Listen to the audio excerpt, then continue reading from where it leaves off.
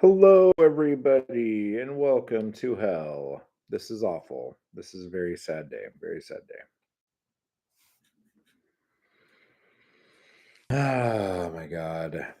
If you haven't heard, David Lynch has passed, and um, I'm going to share a bunch of stories that I have of David Lynch and things that I learned from him.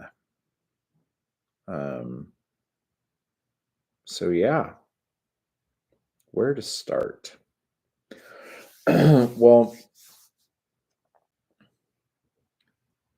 once I wasn't a child any longer, and things like monsters under the bed and stuff like that didn't scare me anymore. Um, the first time I was scared of anything was watching Twin Peaks Fire Walk with Me. Um, Me and my buddy rented it. I think I was 18. Is that how old I was? I don't know, but we watched it in my living room in the dark, and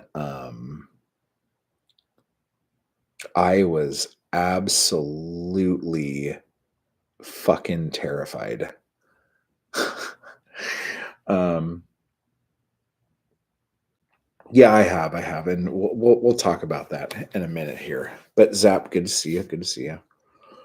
Um, yeah, Critter Raw, how are you doing?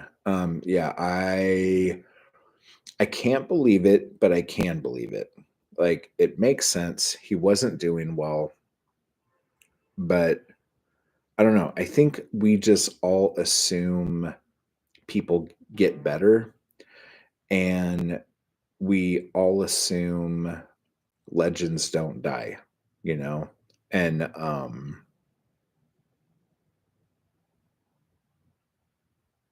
when somebody's bigger than life, and like some of you might not think David Lynch is bigger than life, but the effect he had on me um, was bigger than anything. Um, Bigger than anything that is like inspirational to my art. Um, and like in this talk, I'm going to tell you about how he inspired me. My whole watching Twin Peaks life, doing the Mulholland Drive, trying to find all the places from the movie, to where I chased him through the tunnels underground in a university in Oregon, and how we held hands and walked for a while and locked gaze and just smiled at each other for a bit before I made him feel horribly fucking uncomfortable. And then talking about the people who um, I have met through that, and also hearing a lecture I wasn't supposed to hear from his film school. And yeah, so we'll talk about all these things today. And if you have memories of anything, or like there's something about him that influenced you to do something, definitely leave that down there. So we'll try to real quickly this. I've told this story many times, but we'll just get into it a little bit. So when Twin Peaks happened, that was a big fucking deal. And like Who Killed Laura Palmer was on everything. And the way the entertainment news worked, like after your local news program ended, a lot of places would have Entertainment Tonight, or USA Today TV. That was a thing for a little bit. Um,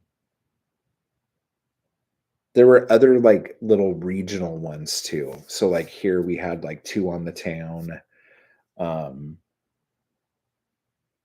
I don't know, like other little things like that. So the news would go from 6 to 7, and then from 7 to 8, you would have, "Hello again, Katie Books. I just found out David Lynch died, so I had to come back on and do this, or else I would just sit here and cry." So this is more for me probably than anybody else. So you guys are just watching me not have a complete fucking breakdown. Um, but so you would have like Entertainment Tonight and A Current Affair or Hard Copy or whatever the next fucking show was. And a lot of times they would talk about certain things, but like especially Entertainment Tonight, it was like an entertainment based show. Um, so you would have this shit from 7 to 8, and then have like your normal primetime television shows or whatever. So a lot of me growing up, because my stepdad would get home from work at 6. Dinner had to be on the TV trays by the time he came downstairs. And we would finish watching the end of the news and then be right there with John Tesh and Mary Hart to find out all about what was happening in the world of entertainment, right? And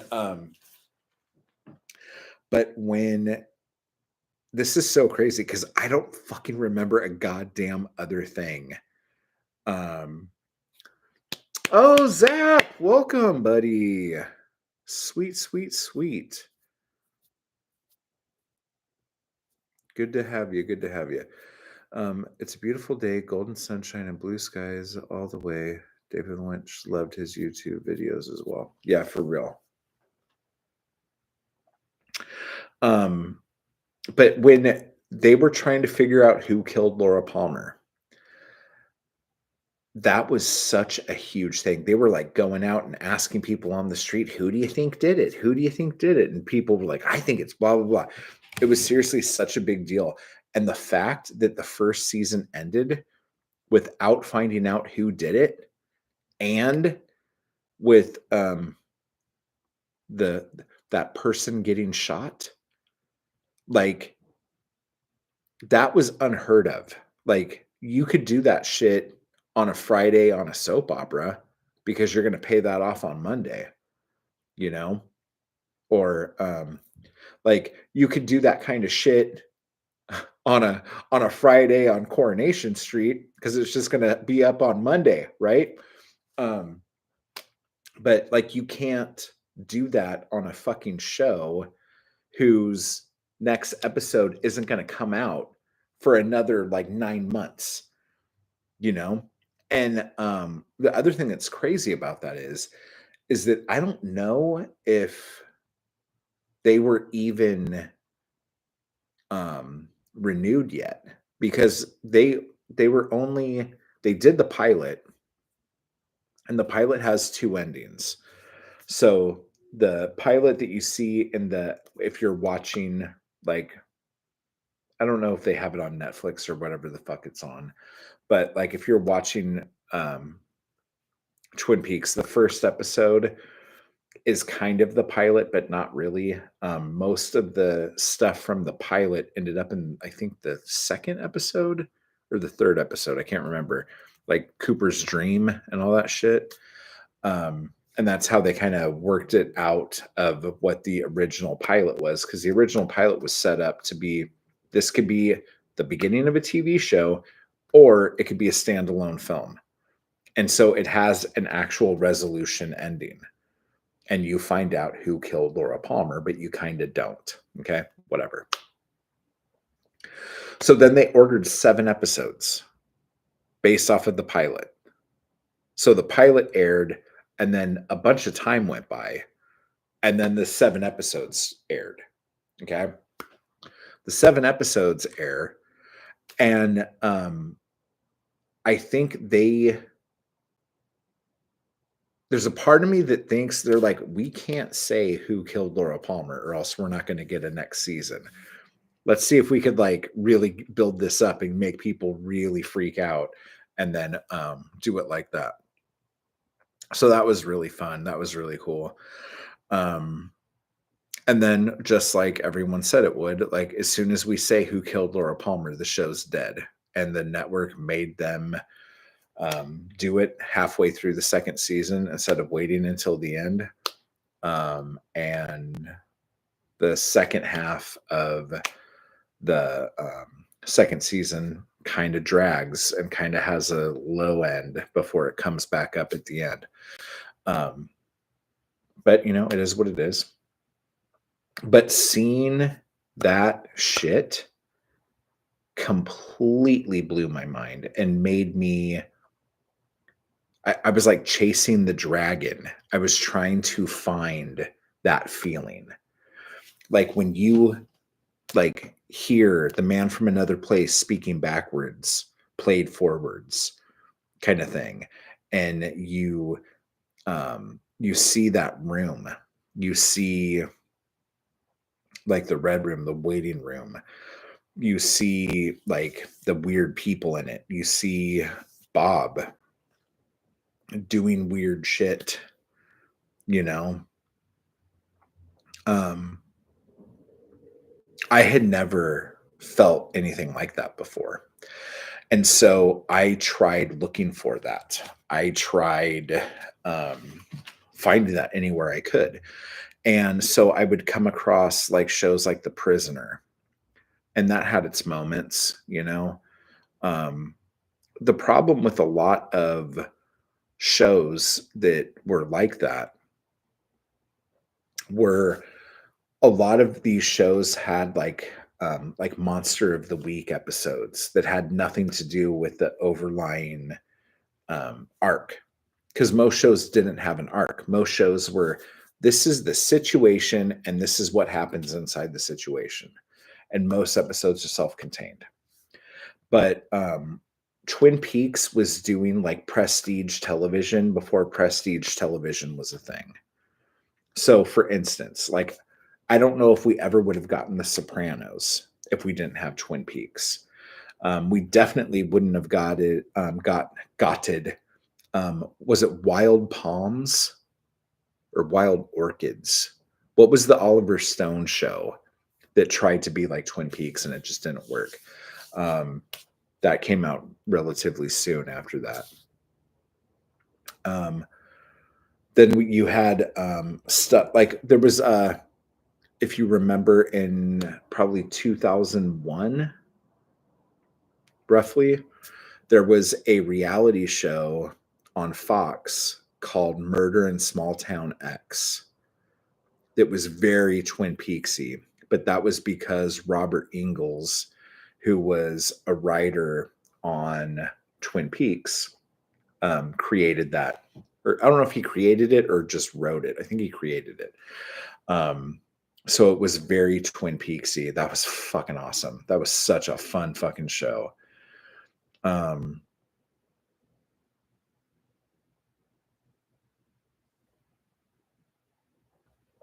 um, oh yeah. And like when the arm goes out and the blood goes on the floor. Um, yeah. No, that whole end of Fire Walk with Me is seriously like that, and the end of the show. The um the last bit of the show in the room, and actually how the show ends is fucking terrifying. But here's the other thing. When the show came back, that is why um it was such a letdown for so many people, because so much time had passed that like all of us as fans are like having our own ideas of what's going to happen and what it's going to be like. And the writers like David Lynch, Mark Frost, Robert Ingalls, and who was the other person? Was it Harley Payton? Was the fourth writer? I don't know who all was involved. I'm having a hard time here for real. But they were thinking about all the things that could be and what could happen. And I have the 2 books that came out. One of them I think is in my storage unit right now because there's 2 books, right? There was, oh, I can't remember what they're called. But here's the thing. There is a video. Um, it is it is going to demystify a lot of Twin Peaks for you and also a lot of David Lynch's stuff. But it's the only video or anything I've ever read or anything that hits this shit. There's a video, it's like 4.5 hours. And I think the image of the video is the part where Laura's whispering in Cooper's ear. I think is the thumbnail. And it's something like Twin Peaks finally explained, really. And then, like in quotes, it says really. And it's 4.5 hours. If you can sit through 4.5 hours of somebody painstakingly explaining what everything means based off of interviews from David Lynch, it's amazing because David Lynch was so not ever going to share a fucking thing about anything. And the guy who made that video, I mean, that dude should be a billionaire right now just for like decoding like the shit that he did. Cause like, I mean, I'm jealous I didn't do it, to be honest, but like it's a great video. If I remember to, I will link it in this video after the fact.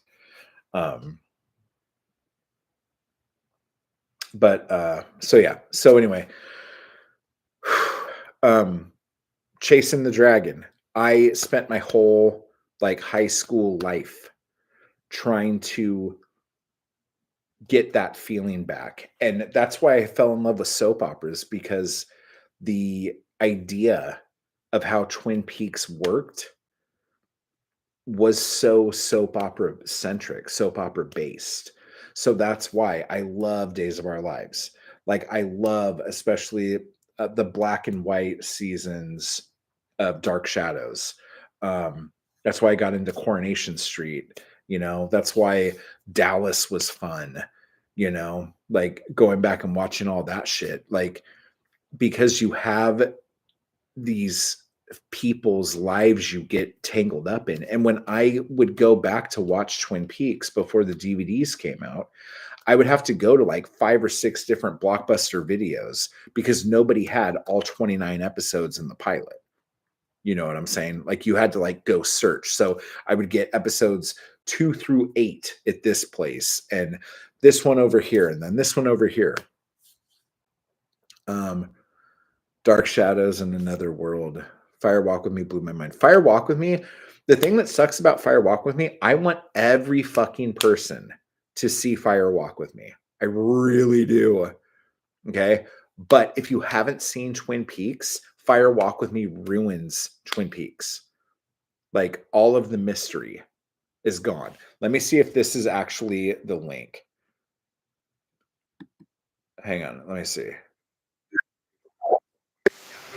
This is it. With like. There you go. There's an ad. How many? This guy should be a villain.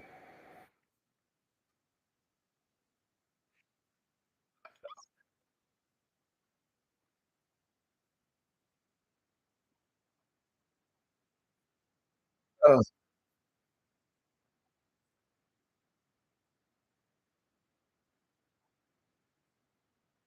boom. Okay, everybody needs to put that. What is going on here? What is this? Channel activity. Okay, everybody, that link Bunny put in there, everybody save that and put that in queue or something. Like right click and add to queue. Because if you've already seen all of the things, that video is so fucking good. Oh my god.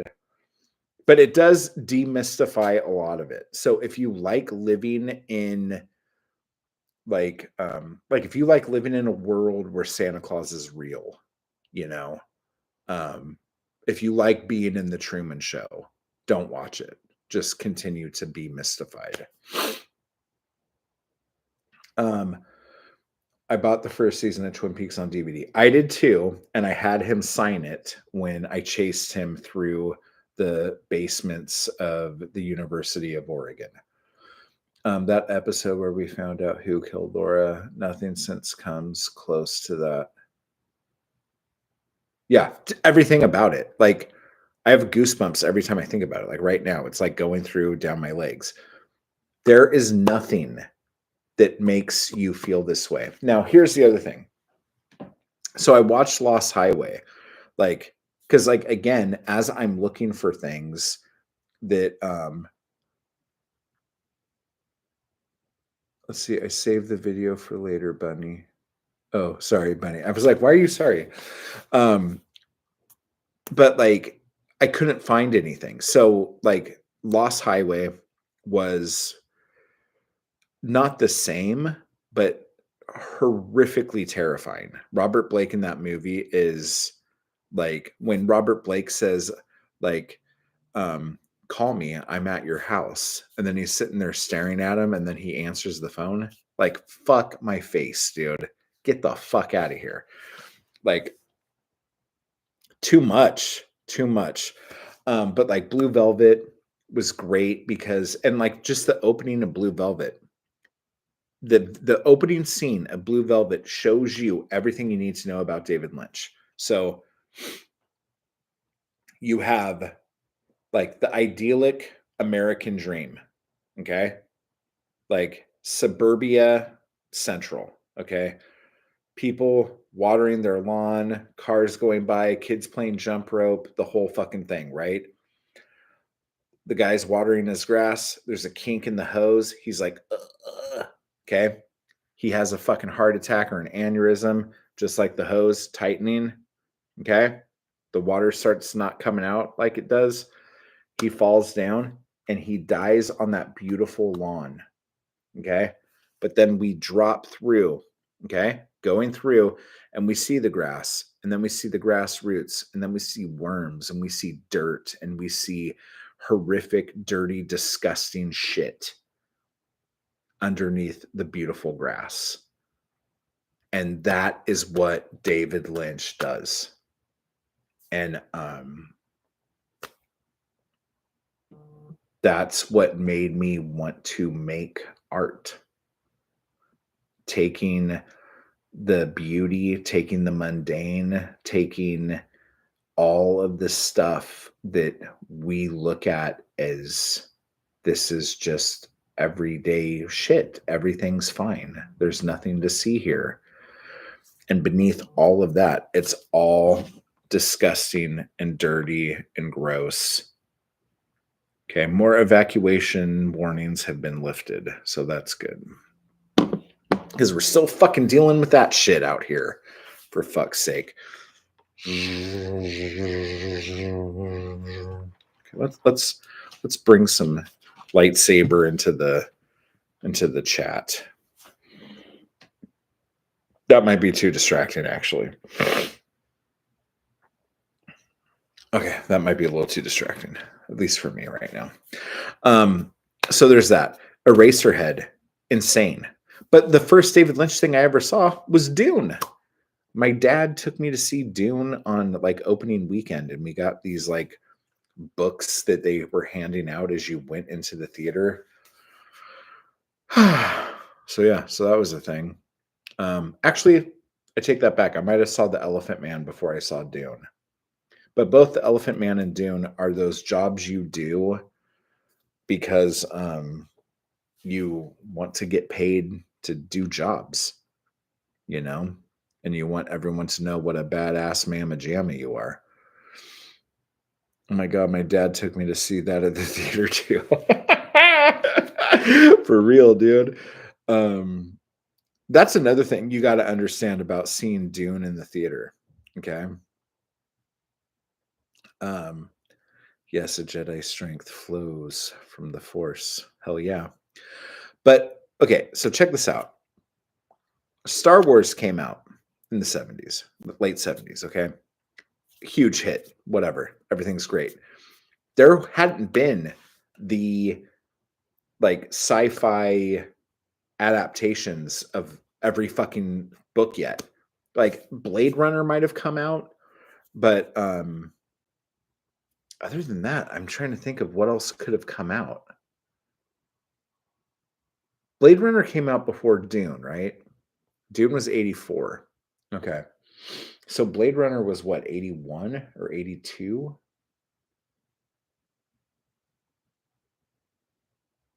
Huh.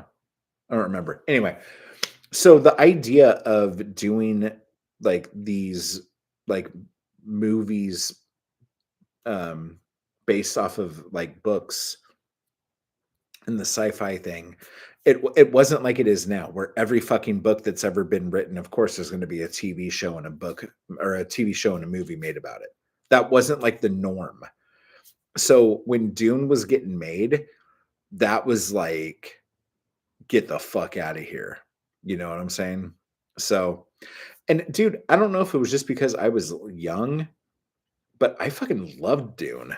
Like, a lot of people fucking hated it, like, especially people who read the books and had an idea of what they thought. Dune was a bit confusing, but I saw it a million times and got used to it. Yeah, for real. For real. So anyway, but Eraserhead, Blue Velvet, Wild at Heart, Twin Peaks, because again,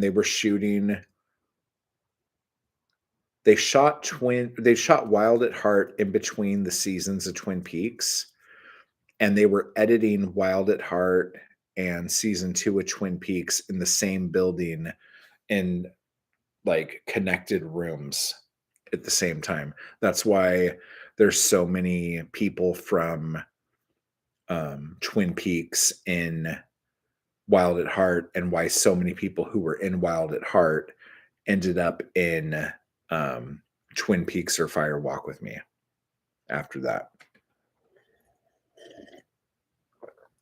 Just fun stuff.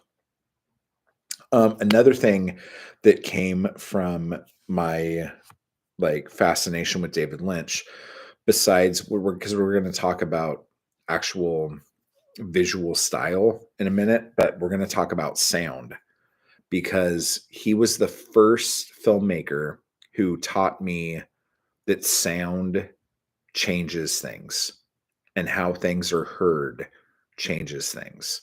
He was doing fucking mumblecore before mumblecore. Okay. Like, um, oh my God, William Defoe and Wild at Heart. Okay. You want to know the scariest thing about William Defoe? He has looked the exact same age for 1,000 years. That dude is a fucking vampire. For sure. Oh my God. He is so gross and Wild at Heart, dude. Oh, Harry Dean Stanton is in Wild at Heart and Fire Walk with Me, and I used to kick it with that motherfucker. Um, so yeah, so there's that. Defoe is a master. So the sound thing. When I'm sure he did this with Lost Highway too, but when Mulholland Drive came out, that was a big thing because I was fully engulfed in, like, how awesome David Lynch was. Actually, let me do this so I could make sure I'm seeing everybody's shit. Um, but so I was like on message boards and I was like all up in the shit at that point. Okay. Um, and I remember it came out at the movie theater across the street from the bar I was working at. And I went on opening night, and there was like me. Did anyone go with me? No, I think I went by myself. It was me, and then there was a couple in the back, and we were the only people in the movie theater. I watched that fucking movie, scared the shit out of me. Okay, so like going behind Winkies scared the shit out of me. The elderly couple at the end scared the shit out of me. Um just totally fucking, oh my God. Anyway, so sound. So when he sent the movie to the studios or to the theaters, like not him personally, but when the film cans went, he had notes saying how loud he wanted stuff, what side of the room he wanted like more sound on than the others, and then even the screen. Like he wanted the screen to be, I think, up a little higher. Or was it down? I think it was up higher to where if you're watching the movie, like you don't know, like you can't see, like things are harder to see around the edges. So people have to like go, what the fuck? And like kind of do this thing. And this is just like a normal human thing. And I don't know if this is why he did it. This is why I think he did it. Because the second we can't see something or we don't understand something, it's in our nature to lean forward. Like we're like, huh? What? Or we're like, what is that? And like we like get closer to look at something. And so when you do that, you also are not guarded. You're not like protecting yourself because you're like, huh? And so you're more susceptible to being startled, I guess is the best way to put it. So um, learning that was a big thing for me with making films and just like doing anything visually. Also, colors. Like in watching his stuff, that was the first time that I realized that certain colors meant certain things. So, like the blue rose, the blue box, blue velvet, red curtains. Um, like what are some other like fire, just elemental shit on top of everything else, like symbolism between objects.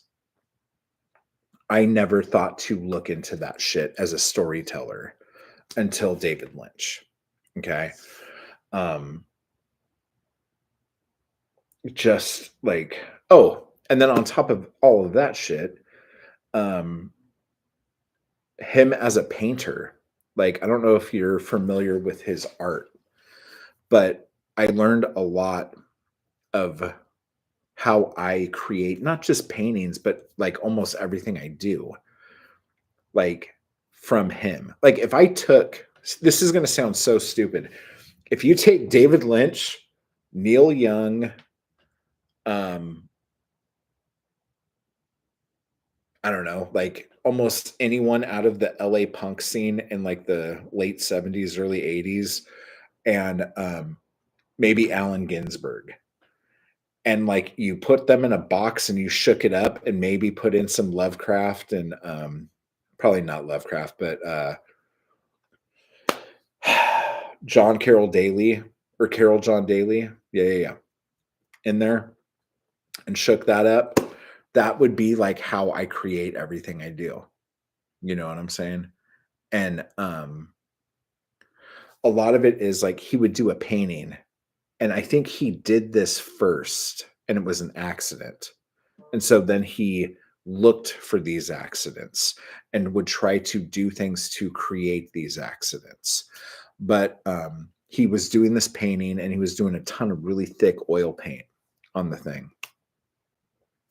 And a moth flew into the painting and started like fluttering in the paint, but it was stuck because the oil paint was really heavy and it was fluttering and it was making all of these amazing like designs around it.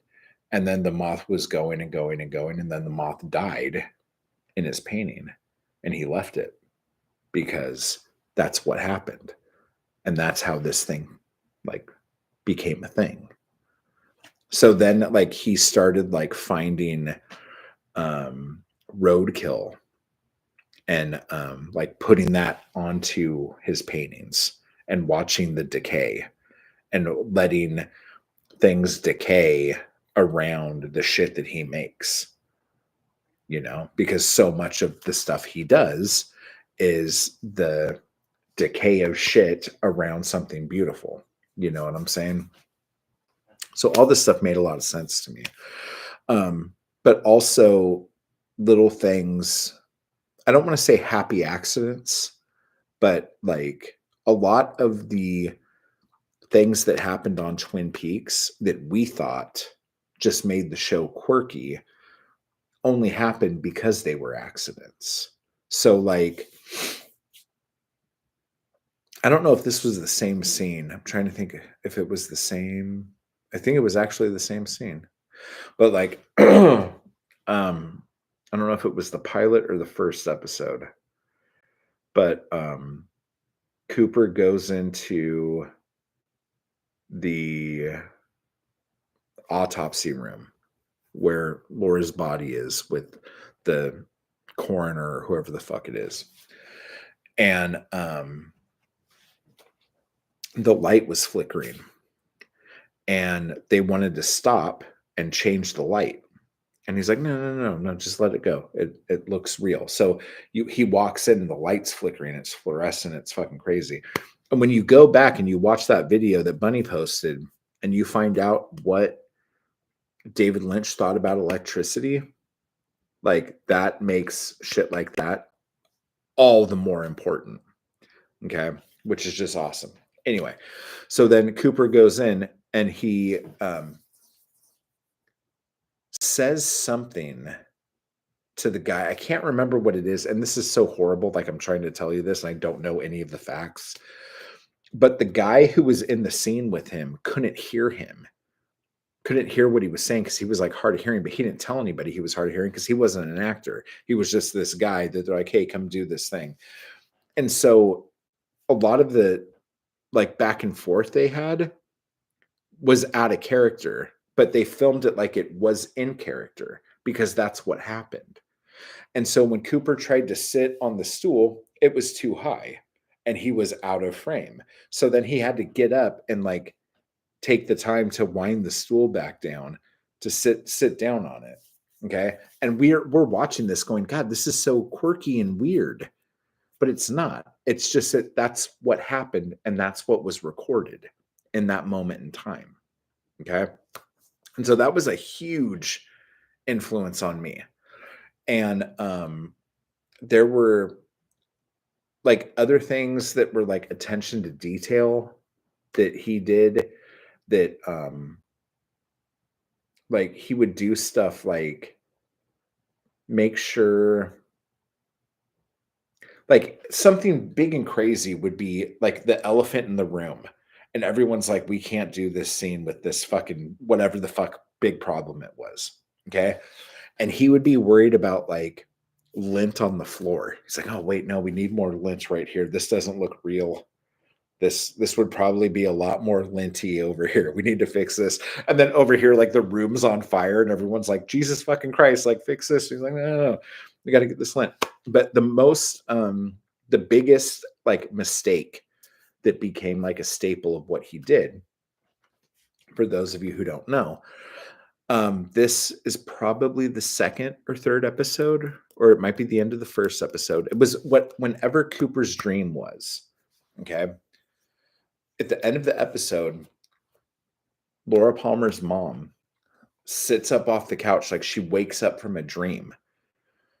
And then she goes, oh my God, I saw him. I saw who killed Laura. Okay. And she just does the whole thing and she like does this thing, whatever. In the mirror up here behind her, because the shot was down here and that's how they framed the shot. And so when she sits up, she comes up like this. So the camera has to come up. When the camera comes up, it catches the mirror on the wall behind her. And in the mirror, in the wall behind her, is Frank Silva, who was a like just like a prop guy, I think, or just like a PA or something. Like he was just like a extra hand on the set or whatever. But his face shows up in the picture when she realizes that she saw who killed Laura. Okay. That's when they said, oh shit, we need to make him Bob because She just said she saw who did it, and that's who's in the frame. We gotta keep that, and now and he, like, did some acting, but he wasn't, like, an actor. He'd been doing crew work for years and years and years, and they're like, "No, you're gonna be Bob." And so now he's Bob. Okay, do you guys see what I'm saying? Like, living in an artistic world where accidents create the next thing that happens is one of the absolute joys in being a creator. When things happen as you are doing something that makes something bigger or makes something better or makes something, whether it's Frank Silva in a mirror or a moth landing in your painting, but being okay. Like, look up the picture of Frank Silva in the mirror when Laura's mom sits up. Like, I don't know what you would have to Google search for that, but it's fucking terrifying. And but that like just like blew my fucking mind, dude. Like when that happened, I was just like, oh my god. Like when I found out that that was how they decided who Bob was gonna be. While there's also a Jay Leno interview where he talks about a human head he sculpted out of some kind of edible material and let ants go nuts over it. The result was creepy. Didn't he do something like that in Eraserhead? I'm trying to remember because the baby in Eraserhead, um, if I'm not mistaken, it originally was something that they shouldn't talk about, kind of thing. But then because the movie took like 7 years to make, they had to like make a new one. And yeah, so that's a whole other fucking thing.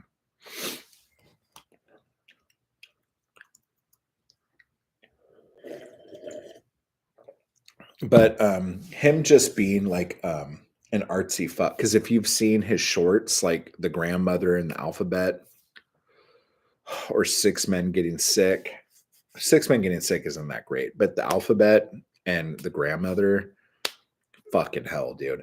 But Rabbits is one of my favorite things he ever did. That is the weirdest,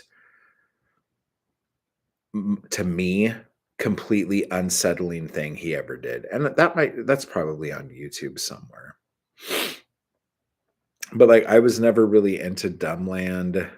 Inland Empire was kind of cool. Like I liked the idea behind it, but I also knew the guy who was editing that, and the original amount of footage that he was given, the movie was something like 18 hours.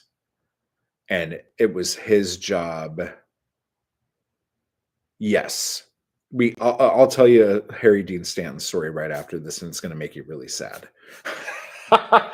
um, but yeah, so he was hired because David Lynch wanted um, Inland Empire to be like 18 hours. There was some French film that was like something like 20 hours or some bullshit like that. And he really wanted Inland Empire to be longer than that. But the studio, whatever company gave him the money to make that movie that was watchable, wanted the movie to be like an hour and a half. And he was really pissed off, but they were paying for it. And so this guy I knew got hired to try to make that edit. And I think he ended up getting fired, but I think he got it down to 4 hours before he got fired. Um, but Inland Empire took forever to get done and out, for real. What was that one called? The Long Story? Is that what it was? Like the one with the guy on the tractor? That was just a sad story. Just like a heartfelt whatever. That was a little too much for me. But what was the other thing? Okay, so Harry Dean Stanton. Harry Dean Stanton I knew because for a good while. I can't remember if it was on Tuesdays or Thursdays. I think it was on Tuesdays because I think we did Timmy Nolan's on Thursdays. So on Tuesdays, um, this very odd group of people would get together. The Straight Story, that's what it was called. Yeah. We would get together and go all over Hollywood and LA and just go to do the thing that people do when they're in the industry. And it was kind of nauseating, but it was me and the woman I was married to at the time. Um, Frank Sinatra's grandson and his wife, Harry Dean Stanton and his driver, the wife's dad of Frank Sinatra's grandson, and Ron Jeremy. And that little F troop of motherfuckers would go to the Polo Lounge and have drinks. We would go to some other fucking club or restaurant and hang out until we saw people that we knew, which was never hard because if you go anywhere with Ron Jeremy, everyone knows Ron Jeremy. Everybody knows Ron Jeremy.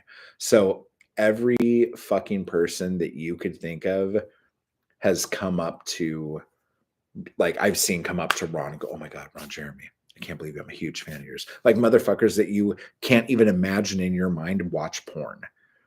Like, "Oh my God, Ron Jeremy. Holy shit. This is so fucking crazy. Ron Jeremy."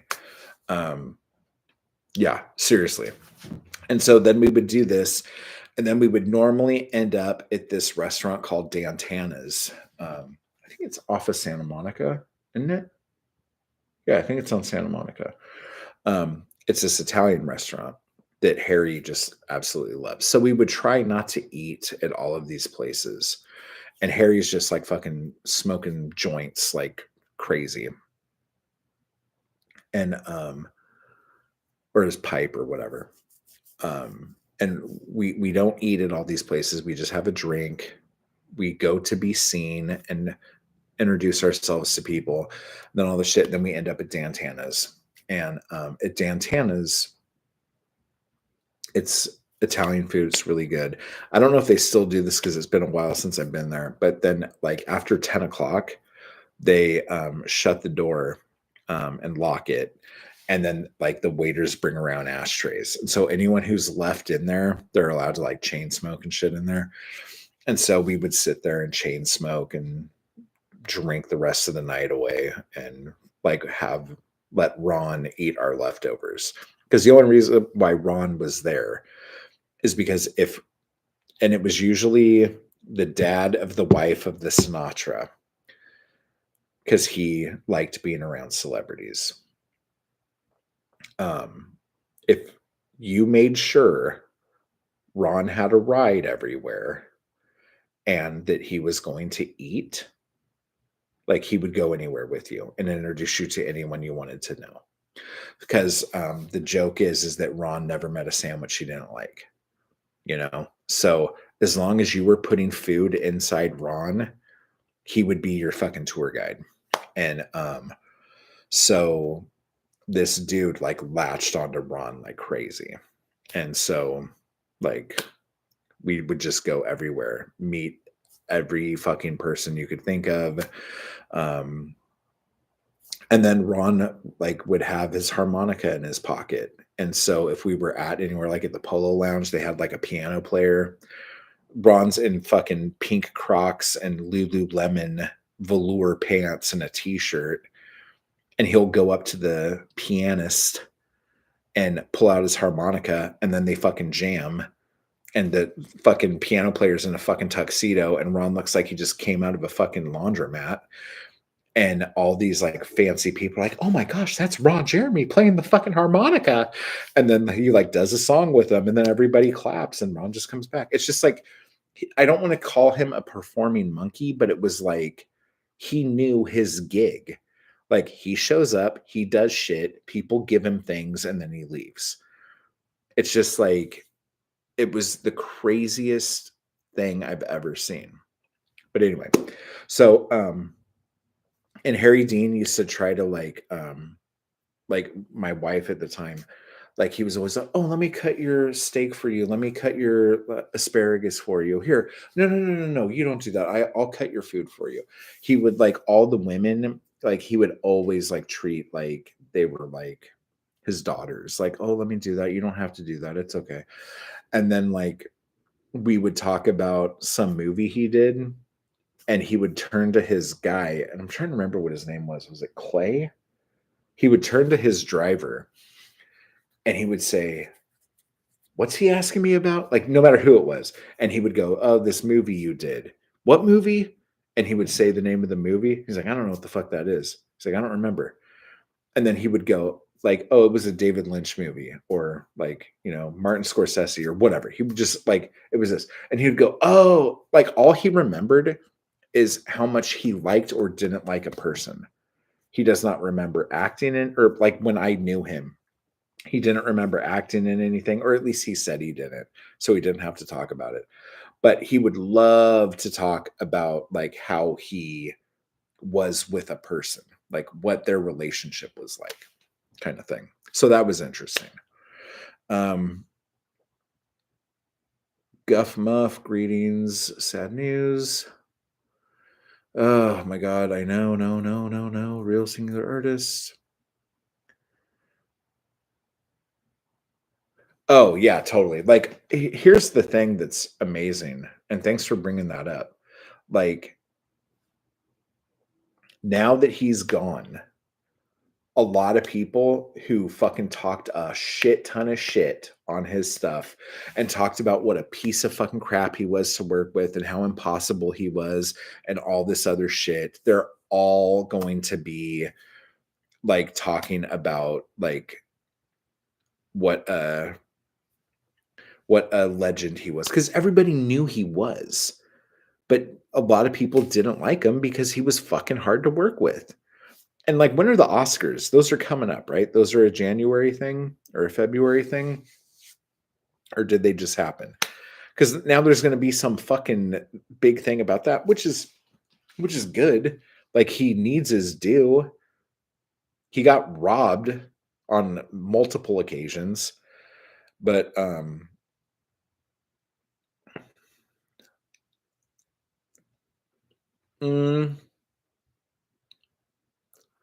I don't think I heard him talk about Terry. He talked about um,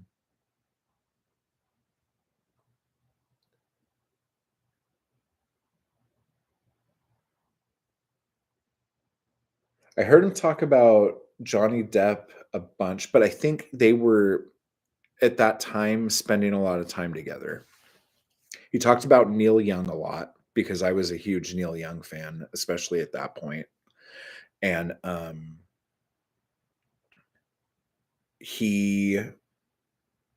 trying to remember exactly how it worked.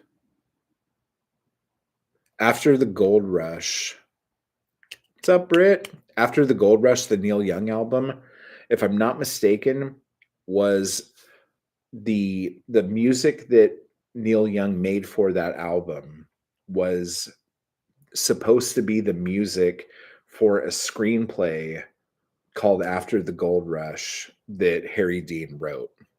And it was about, like, aliens and, like, a spaceship landing in Topanga Canyon and crap like that. And then I think there was a fire, no joke. I think there was a fire that burned the only copy of the script. And so the script obviously never got made. And Neil Young ended up making the album After the Gold Rush. Um, oh my fucking god, your stream title is how I found out. I'm sorry, bro. Like, I probably could have cushioned that blow a little bit. Oh my god, it's such a huge inspiration for me. I really wanted to meet him someday. Oh, so I could tell you about when I met him and we held hands. Um,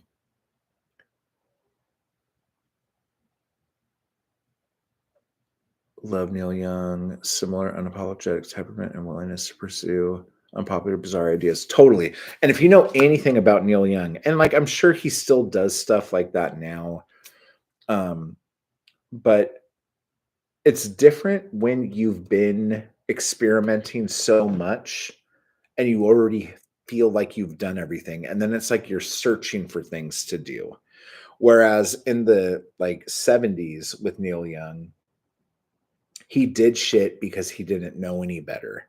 Or he did shit like I can't remember if it was after the gold rush or if it was harvest, where he got like the best players, like the best guitar player, studio session player, best drummer, best bass player, and all this shit, had them come to the studio. And as soon as they got there, like he went up to the guitar player. He's like, "Hey, do you know how to play drums?" And he's like, "No." He's like, "Okay, you're playing drums. Do you know how to play bass?" "No." "Okay, you're playing bass." And he made all of these great musicians play instruments they never played before. And then they made like one of the greatest albums ever. It's like fucking crazy. Like that's the kind of shit that I love. And then like um the I think it was On the Beach. This is hysterical. But he was also fucking out of his mind at this point too. But when he recorded On the Beach, um oh, I can't remember what they called it, Honey Jacks or something like that. But basically, that whole album was made because he just met some dude. There was this like big dude who like um let him in his apartment one time, and he was like he had a bunch of pot, like a bunch of flour, a bunch of marijuana, and he'd put it in a skillet with a bunch of honey and just cook it and burn the shit out of it and just cook it and cook it and cook it until it was like a fucking big hard fucking gooey fucking thing. And then they would just like fucking eat all of this honey weed. And so that's how they did that whole album. And I don't even know if he knew who the guy was, but the guy was there the entire time. And then just one day he wasn't there anymore. But like all of the songs that were written for that album were written because this dude like gave him this fucking crazy ass fucking honey sides. Is that what they're called? Dude, that's right. I think that's right. I think that's right, dude. Oh my god. Yeah, so anyway, so just, like, weird shit like that, and then he's like, "Oh, okay, now I'm going to write this album like that." Um, and then, like, Tonight's the Night, that whole thing where he had just decided, "I'm gonna be a crooner, and I'm gonna do this," or, "Hey, Harvest is the biggest selling album in the world," and it's like this, like, folk rock kinda thing. I know what I'm gonna do for my next album. It's gonna be a live album of me doing arena shows of songs that no one's ever heard before, and that was Time Fades Away. So on the Harvest tour, where everyone thinks they're gonna hear songs from Harvest, I'm gonna play a whole new album of shit that's crazy and sounds nuts that no one's ever heard before. He's a fucking psycho, dude. The 70s for Neil Young and up through the beginning of the 80s, like up through Neil Young and the Shocking Pinks. Like everything from Trans, Old Ways, Neil Young and the Shocking Pinks, like just amazing. Like just as an artist, fuck, dude. Neil Young, man. Like you don't have to like his shit, but just appreciating what the fuck he was doing. He was like way ahead of everybody at that time, dude. Okay, let me see here. You held hands with Lynch. Yeah, we almost made out too. I'll tell you all about it. I wonder if Harry Dean ever hung out with Dennis Hopper. Oh, totally. Totally. I don't know about the Warhol stuff, but Dennis Hopper was all around that fucking thing too. Um, you met Neil Young in a concert? Oh my god, that's so fucking rad. Oh my god. That's so cool. All these like Neil Young fans. We never even knew. We never even knew, guys. Okay, so the David Lynch story. Okay. Oh, I got to tell you about the Mulholland Drive story in order to tell you this David Lynch story to have it make any sense. So, as anyone who tries to like figure out what's going on in a David Lynch thing and makes that a total fucking obsession. Um, I wrote down every address that was said in Mulholland Drive. Okay. And then tried to find every shooting location that was said in Mulholland Drive. And what I found out was most of the places that were said in the movie Mulholland Drive don't exist or are different things. And the thing that was weird was finding out what these different things were because it seemed like that meant something when you found out what this thing really was. And I'm trying to remember exact things. I mean, this was fucking what, like 20 fucking years ago I did this? Something like that. But so I'm driving around and there was a bunch of us. We like made a map and like all of this shit and like we're doing all of these things. And this was before I even lived in LA. I was still in Orange County at this point. And like some of the places were lots like on the edge of a cliff. And so it's like technically this is an address and technically this is a lot, but the lot is like this and you can't actually build anything on it, kind of thing, right? So that was kind of weird. And then there were some things where like this was supposed to be somebody's house and then we went to it and it was a cemetery. And you're like, "Oh, shit, I wonder if that meant in the movie that this person's really dead and they're not alive." And just like doing all this fucking shit, right? And probably making way more things up like to like make a mystery, and all this other fucking shit. And during this time, David Lynch was also eating lunch every day at Bob's Big Boy on what is that? Riverside, where Riverside meets Alameda in Toluca Lake, where I ended up living. I lived on the same street Bob's Big Boy was on for like a summer one year. Um, but so he would go there and get a tuna melt and a cup of coffee every day. But by the time I lived there, he wasn't doing that anymore. Um, but yeah, so I went and we went there for lunch on the day that we did this Lynch hunt where we went through all the places in Mulholland Drive. And I stole um, one of the cups, one of the coffee cups, because if he was, I'm thinking about it, I'm like, okay, if he was here every day, that's 365 days a year. For years, he was doing this. There is a good possibility that he has eaten off of almost every fork and knife here and is probably drinking out of almost every fucking coffee mug. And I only say it like that because they had the really old coffee mugs, right? Because if it was like a newer looking coffee mug, I'd be like, there's no way he drank out of this, whatever. And probably he never drank out of this mug. But in the moment, this is what I thought. So like I took a coffee cup, I took all the forks and knives and spoons off the table. I can't remember if I took the salt and pepper shakers, but it was like whatever wasn't fucking nailed down, I was taking with me, right? And I had this coffee cup and I drank out of that coffee cup when I was writing. But the coffee cup is so small, I was having to refill it all the time. So that just went out the window. And then I just started putting my pens in it and just had it on my desk. And that was my David Lynch coffee cup. Okay. So fast forward. I can't remember what year it was. I was in Oregon filming a movie, and he was speaking at the University of Oregon talking about transcendental meditation. He was doing like a talk on it or whatever. And like you had to like buy tickets for this thing, or I can't remember exactly what it was, but I didn't think there was going to be anybody there for some whatever stupid fucking reason. I thought at a fucking university in a liberal town talking about meditation. I'm like, yeah, no one will be there. It's fine, whatever. And so I get there, and they're like, oh no, like we're sold out, but we have another room on the other side of campus where it's like a satellite where you could still watch it. You just can't participate in the Q&A. And I'm like, well, that fucking sucks. Because I had all these questions like, was that in fact Laura Palmer and Ronette Polanski in the audience of the theater in Club Silencio in Mulholland Drive? Like, I had questions like this that I needed him to answer. Okay. But I was in the annex, so I was all pissed off about it. And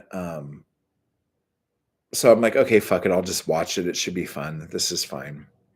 And then he fucking comes in and everyone starts losing their mind and he walks up on the stage. Oh, wait, this was after, because this is what happened after. So this makes a lot more sense. Hang on. So he does the whole thing, talks about TM, and does this thing where some guy's got electrodes into his fucking skull, and David Lynch is like poking him with a stick, going like, "See, look at all these brain waves. See what happens?" And I'm like, I have no fucking idea what he's talking about, but I could hear him fucking like tell me what it looks like to watch paint dry, and I'd fucking pay attention because I like the way he talks and it sounds really fun and it's nice, you know. So I'm like, okay, I'm on board. Um. So anyway, so he comes in to the annex afterwards and he's like, I don't have a lot of time, but I want to answer like one question for you guys because you guys were good enough to wait here this whole time and all this other stuff. And I'm like, oh, I got a question. I got a fucking question. I'm going to ask this fucking question. Okay. And so like everyone raises their hand and he picks this little tiny girl with like some oily curly hair wearing overalls. She's like this tall. She stands up and she's like, "Hi. Oh my gosh, this is so crazy. Uh, I'm an artist here at the school, and I'm just such a huge fan of yours. I was just wondering if you're still painting." And he's like, "Yes, I'm still painting." And she's like, "Oh, good. Oh, good." And he's like, "Okay, bye." And I'm like, "No." I'm like, you can't fucking waste a goddamn question on this motherfucker. Ask him if he's painting when you could just fucking go on his goddamn MySpace at the time and see if he's fucking painting, right? So I'm like, just like, I can't let this slide. I'm like, this is a once in a lifetime event. I have a question to ask him, and it wasn't the question about Laura Palmer and Ronette Polanski. It was a very selfish question that would only mean anything to me. Britt, that's a terrible question. Okay, so I'm like, okay, what do I do? What do I do? I'm like, okay, I'm just gonna fucking go up to him. Okay, so he was there, and they were ushering him off to the side, and there were like security guards and shit around, but there were all these people like with him, like he had handlers like walking him from one place to another, like he was the fucking president or something. And I'm like, all right, fuck it. And I think I had a hat on at the time. And so I took my hat off and like put it in my back pocket to make me look less like some douchey guy at a college. So I just like powered through, like walked with purpose. Okay. And nobody fucking stopped me. And I fucking walked right behind him and walked right into the thing. And he was way ahead of me. So like I had to like kind of haul ass to try to catch up with him and everything. And he was going into because we were in an annex, like watching the shit of this thing. Um, like he went into these tunnels, and the University of Oregon has this tunnel system that connects all the buildings and all sorts of shit. And then they have actual like little rooms, like classrooms and shit in these tunnels underground. I don't know why this place is set up like it's in that show Silo. Okay. But like this is what this fucking place looks like, right? So I'm following him, but he kept going into these rooms. And so like when I finally got to like where he was at, like there was just a room of faculty who they were watching on a little TV, like a little like closed circuit kind of thing.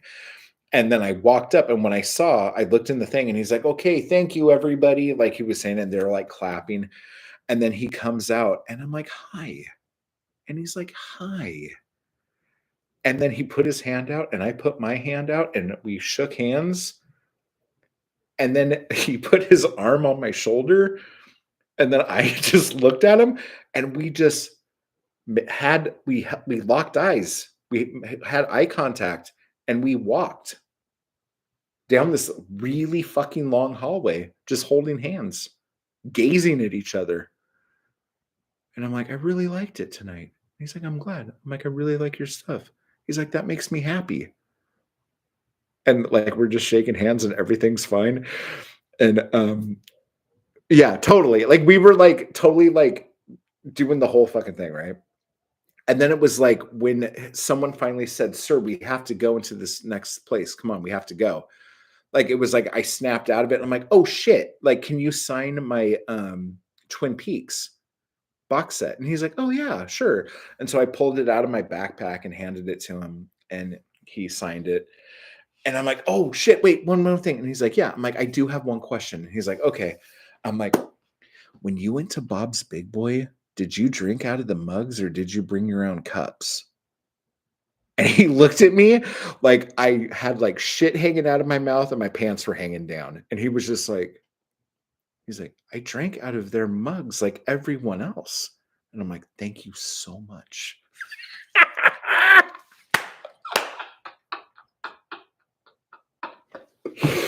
Oh my fucking God. Oh, dude. So that was my big fucking question. Like, like, because there was this one dude, and the only reason why I thought this, there was this one really weird guy I knew when I used to hang out at this diner in Orange County. Every night when I got off of work, when I was working at the bar, I would go to this place and write. And there were a bunch of like weird fucking people that would sit outside.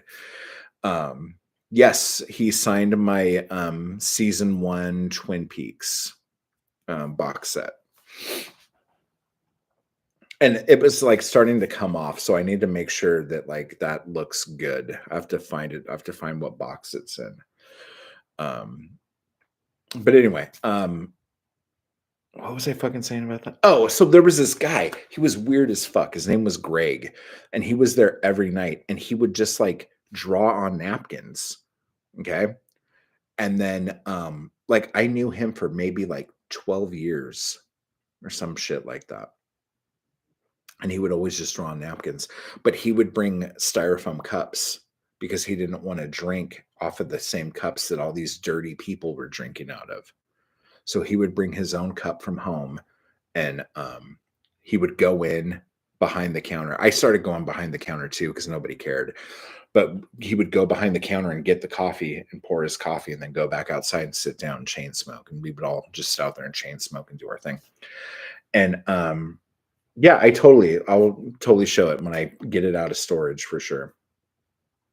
I've actually probably done it before. I probably have shown it on here before. I'm not 100%. But so he was just drawing on napkins. And it turns out this whole time, the whole time I knew him, he was drawing what he thought would be the best speaker cabinet in the world. And he eventually built this speaker cabinet. But it was like constant, like, well, if the Hertz and this is like bouncing off of a thing of inside, what kind of wood? Well, the wood would have to be this kind of wood. And then this would have to go like this in order to project the sound in the right way, in the right direction.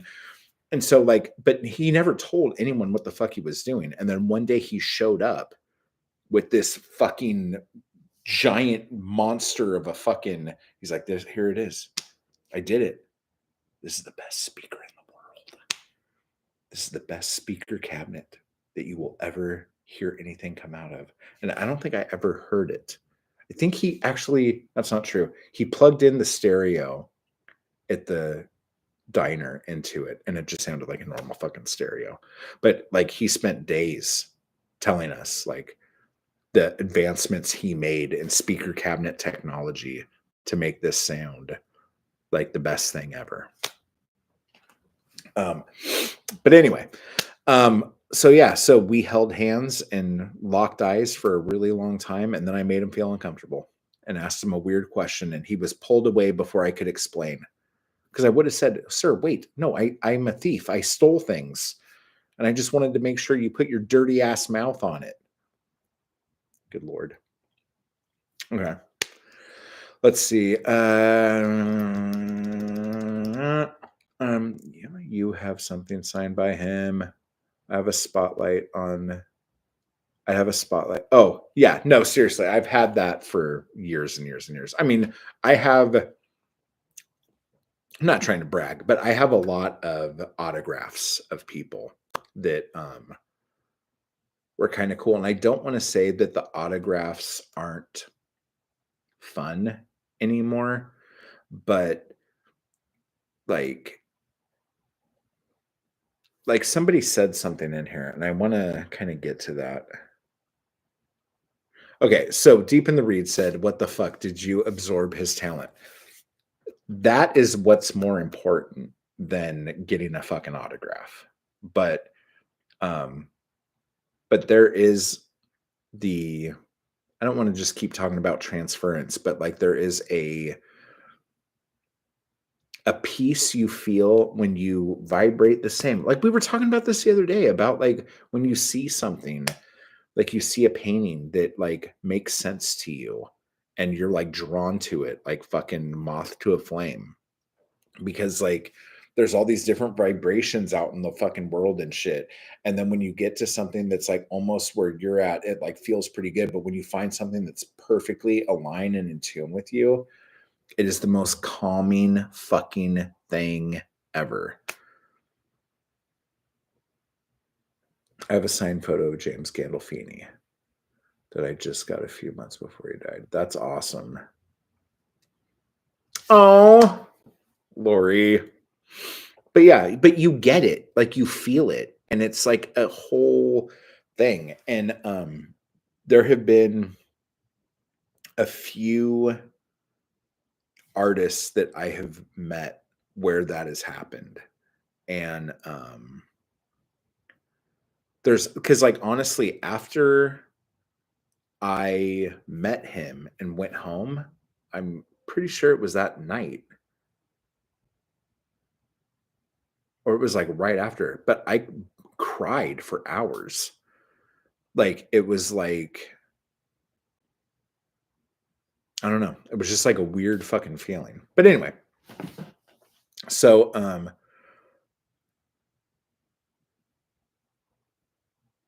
are you drawn to red curtains? Oh my gosh. I can't even tell you about the curtains I'm drawn to because that would get me. I'm just fucking with you guys. No, but seriously. Yeah, having a moment is a lasting thing even after it's over. Yeah, totally. Totally, totally, totally. And I had that up on display forever, but then when I packed everything up to move, like that and everything else, like because it's almost like when like this is really stupid, but like and this was one of those things where it was just like, well, here the fuck we are. I guess we have to do this. But Rob Zombie signed my face. And it was a big stupid fucking thing. But it was like one of these things where it was like, are we doing this? I'm like, fuck, I don't know. I said it, so fuck. Like and so he like signed this other thing for me and like drew a little like fucking stupid face on it and shit. But he's like, okay, we're signing your face. Let's do this. Let's go. And that was fucking ridiculous, you know. But because it's just the thing, you know. Um, I don't know how else to say it. Like I have so many signed things from people, like musicians that I just absolutely adore. Um, really weird culty movie stars and actors and shit. Um, books, like I have something signed by Neely, so that's kind of cool. Um, let me see. I have a wait. Let me see. It's really beautiful. It's a beautiful way of saying that. The simplicity is what's astonishing. It's that feeling like this exists elsewhere. Yes, that's a really good way of putting it. That's a really good way of putting it. for sure.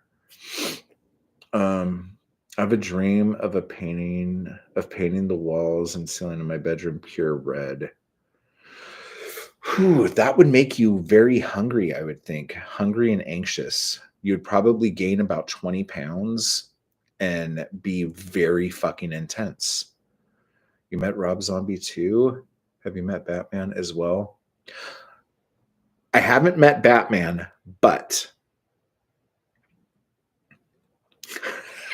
okay, so yeah, I met Christian Bale, but because I was with Ron Jeremy and Christian Bale completely lost his fucking mind.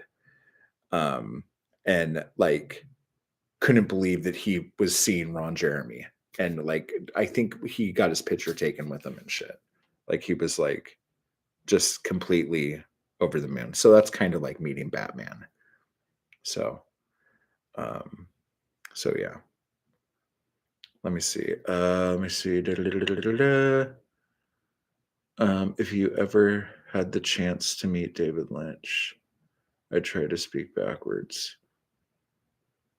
Oh yeah, I would like trip up. Oh man.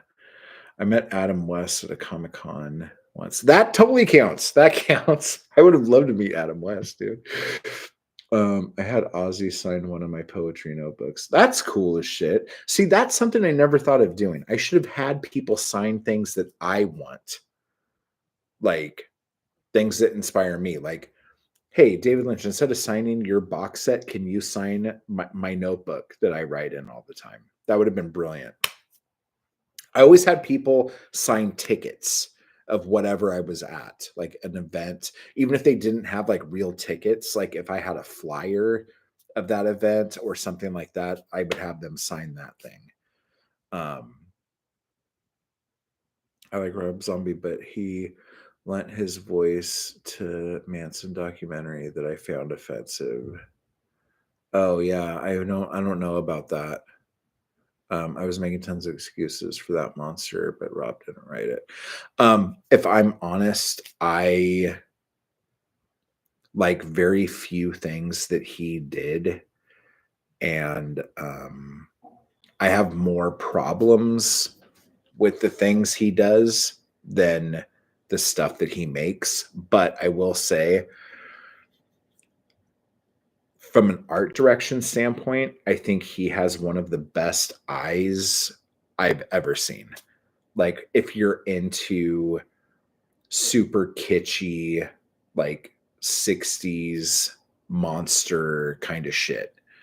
But I haven't really watched anything he's done or listened to anything he's made in like years. Probably like Halloween 2 was the last thing of his I saw. Or was it the movie where his wife was the star finally?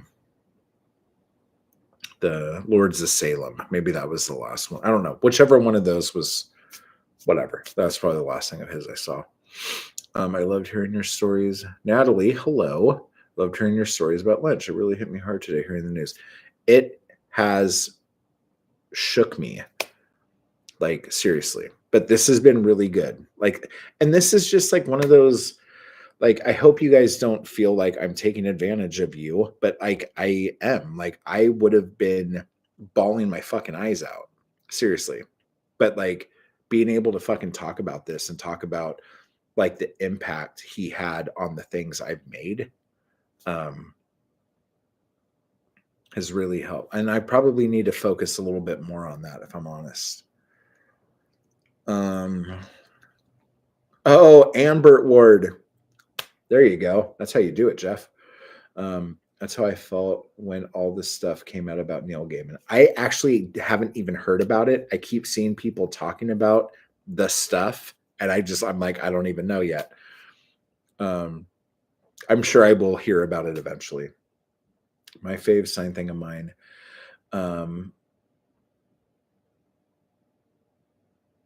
Alice, is that Cisneros of Sleep and Ohm? Signed my record sleeve of variations on a theme, and I met the vocalist of Morbid Angel, who signed Ultras of Madness CD. That's cool. That's really cool. As far as a stupid concerty band thing. Because here's the problem with me. Most of the things I like are things that nobody else gives a shit about. So, like, I freaked out when I met Sybil Danning. Totally fanned out like nobody's business. I completely lost my goddamn mind when I met David Hess. Like, lost my fucking mind. When I actually worked with Cassandra Peterson, that was really amazing. She's probably like the most famous person that people know that I like. But Camille Keaton, like, I was talking with her for a long time about doing something. Ken Foree, Michael Berryman, he's actually kind of an asshole, so I'll let that one lay. But like the people I'm a big fan of, most people think are fucking, like, they don't even know who the fuck they are or don't give a shit.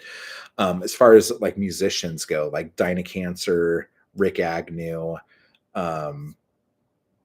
like Greg Ginn, Henry Rollins, Keith Morris, Annie Ramone, like that would be like my like Mount Rushmore of people to like run into, because everyone else I like is dead, and most of the people I just said, I think a lot of them are not alive anymore anyway. But yeah.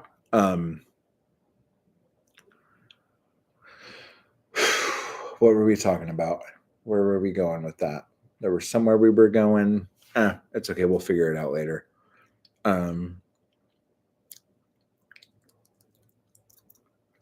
Probably Neil Gaiman being disgusting is where we were at. I don't remember. Okay. Oh, wait. Let me see here.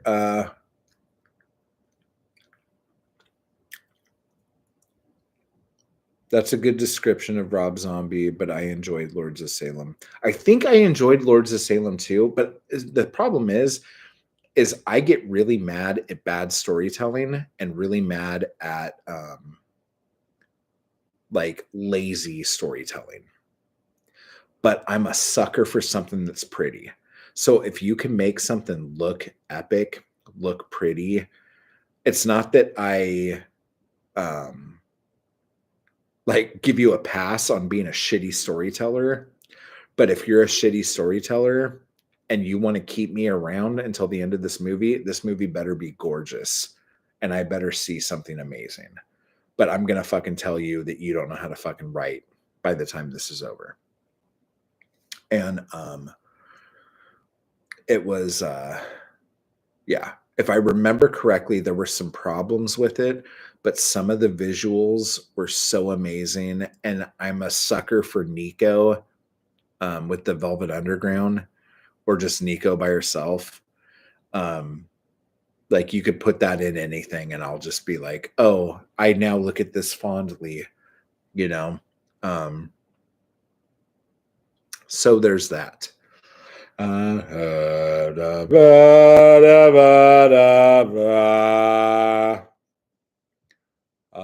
Tomorrow's parties. Favorite David Lynch movie? That is a hard question because Fire Walk with Me is always going to be my favorite. I have the most connection to it and everything, but I don't think it could exist without Twin Peaks. And I don't think, knowing what we know now about The Return, it kind of like messes up a lot of how I feel about that, which sucks. But there's that.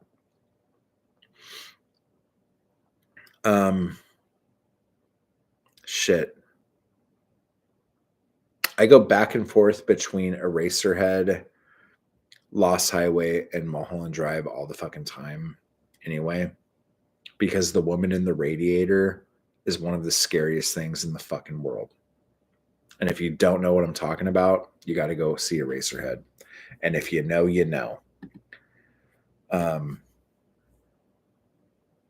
what's that song she sings? In heaven, everything is fine. In heaven, everything is fine. Okay, Mystic Lover, say something important. Gerf! Let me see what else we got. Uh-oh, you're saying this repeatedly. Excuse me, sir. I feel like this is a setup. Bunny, get ready. I'm just kidding. Uh,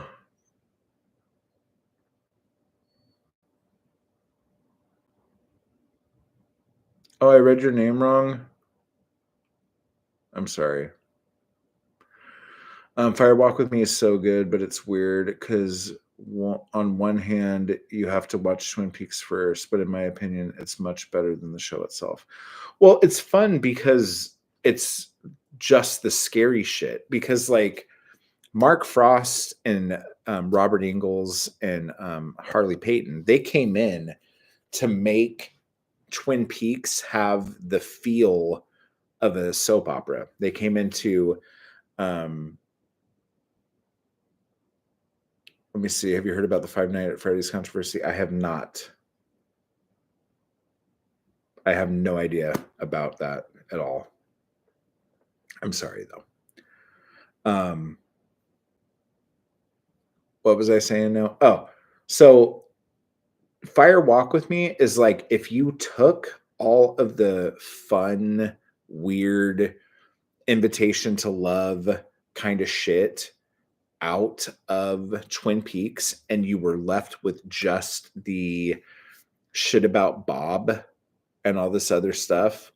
Um, that's what Twin Peaks would be. Then you could send me an email or something if you need to. Okay. I don't know jack shit about Five Nights at Freddy's. I'm sure it's important. So just send me an email. We're all in mourning right here. Okay. Okay. I'll get on this. How do I do this? Should I add Mystic Lover as a moderator? Let's see. How do I do this? I don't know how to do that. I don't know what I did. Okay. Anyway, yeah, so there we go. So that wasn't too bad. Just one weird person doing something weird.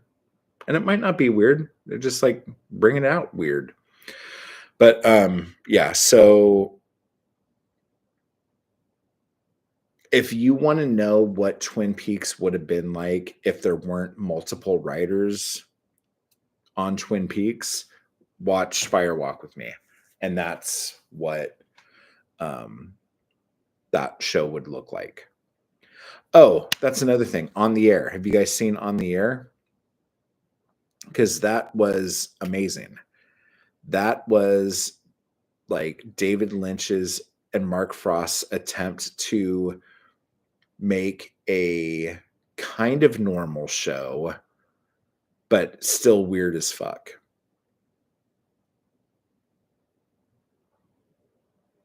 Yeah, it's so good. It is so good. And it has that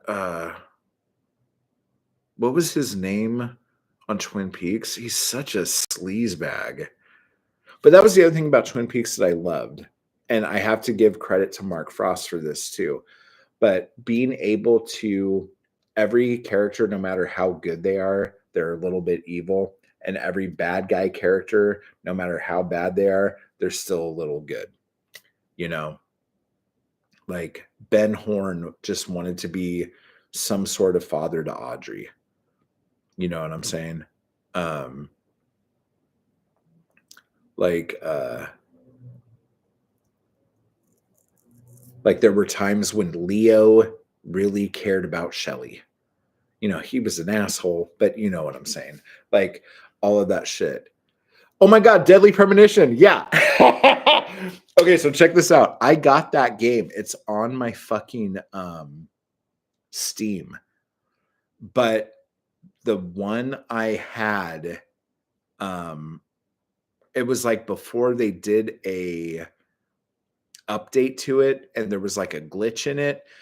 And now, because of when I got it, there's some issue to where I can't just update the game. So like it kept playing up into this one point, and then the game would just stop.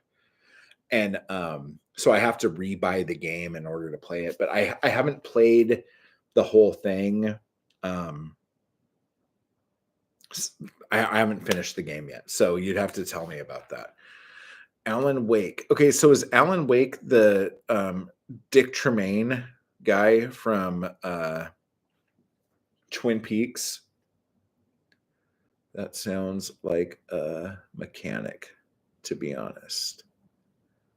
What sounds like a mechanic?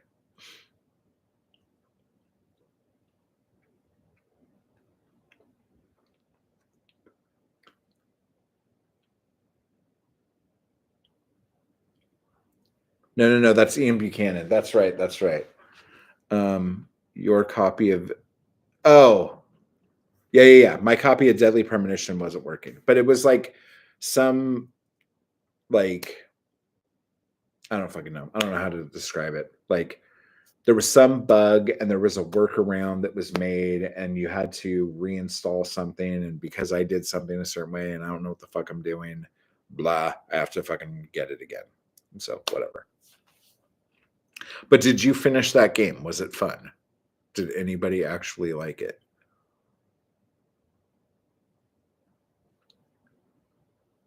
Patch update. There you go. Boom. Sorted. You guys fixing shit left and right.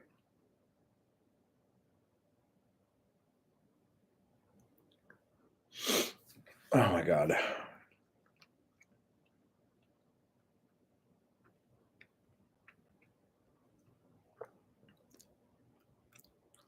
I've not played Deadly Premonition, but Alan Wake games I adore. What other games has Alan Wake done? But yeah, it's super. And just like Wayward Pines, that series, like there's so many things that are like influenced by Twin Peaks that like Northern Exposure, like that was very Twin Peaksy and right around the same time. Like fucking Black Star Canyon, that book series I did was like, if there wasn't a Twin Peaks, that never would have happened in a million years. Because for those of us who write novels, everything that was in Black Star Canyon was, this might actually be a really good learning moment for all of us. The game is called Alan Wake. It's a Stephen King inspired game. Oh, well, there you go. Okay, so this is what's going to happen. We're going to stop. We're not going to stop. We're not going to go anywhere because I'm going to come back and tell you how to write your guys' book that you can't finish. Okay. Okay, now I got to check this out. I got to figure out what the fuck this is. I'm like totally losing my mind now. Okay. So here's how we're going to do this. I'm going to go like this. There we go. And now you guys don't have to see anything you shouldn't see. Although I am fully clothed this time for once, which is weird. Okay, I'm going to boil some water, make some tea, and go to the bathroom, and we will be right back because I have to get rid of all the other liquids I ingested this morning.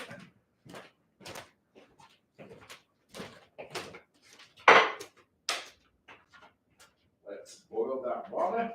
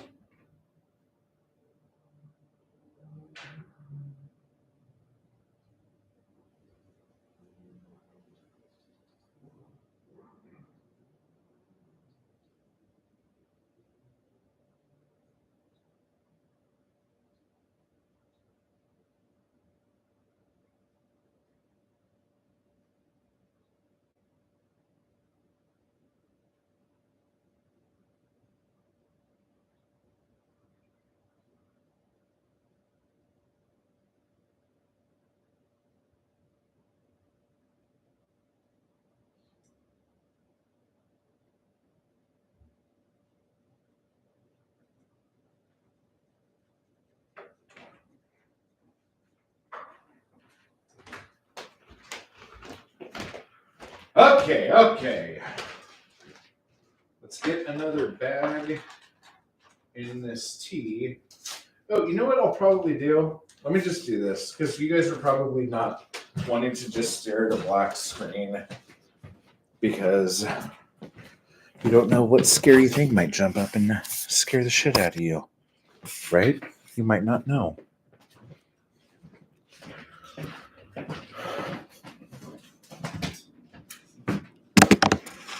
Oh my God, I wasn't going to scare you, but here we go.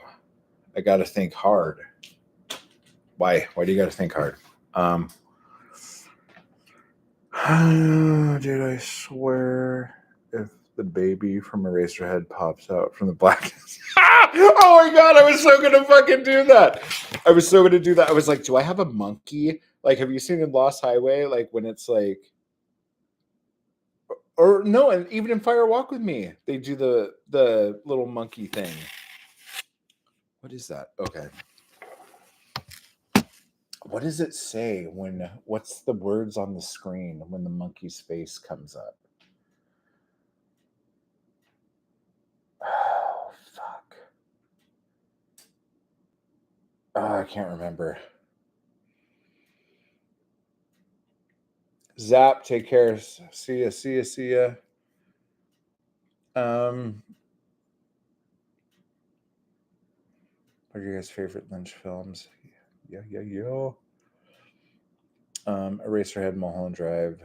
I think Inland Empire might grow on me with a rewatch. Yeah. Inland Empire, there's a scary part in that where this guy's like when she's screaming and he's screaming and his face is kind of melting. I did not like that. Like that fucked with me a lot. Yeah, Blue Velvet's fucking amazing. Wild at Heart is really good. And where I used to live, my old apartment in Westlake, across the street from that is the building where the beginning takes place, where he like gets into the fight and goes down the stairs and all that shit.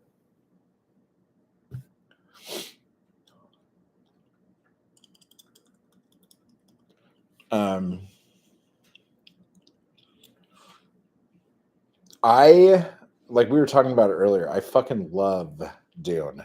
I fucking love Dune. So stupid. But anyway, what else were we hitting here? Oh wait, this is my tea bag.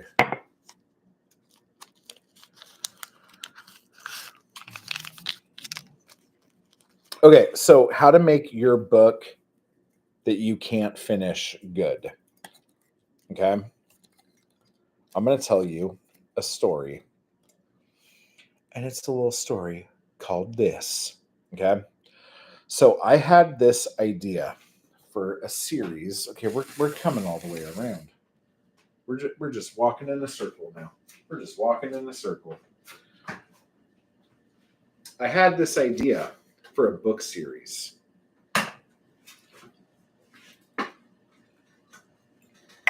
But it wasn't a book series. Well, it actually was at first. It was going to be a book.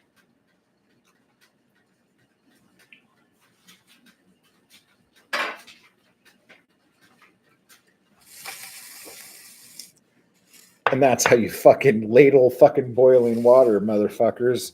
Am I right? Oh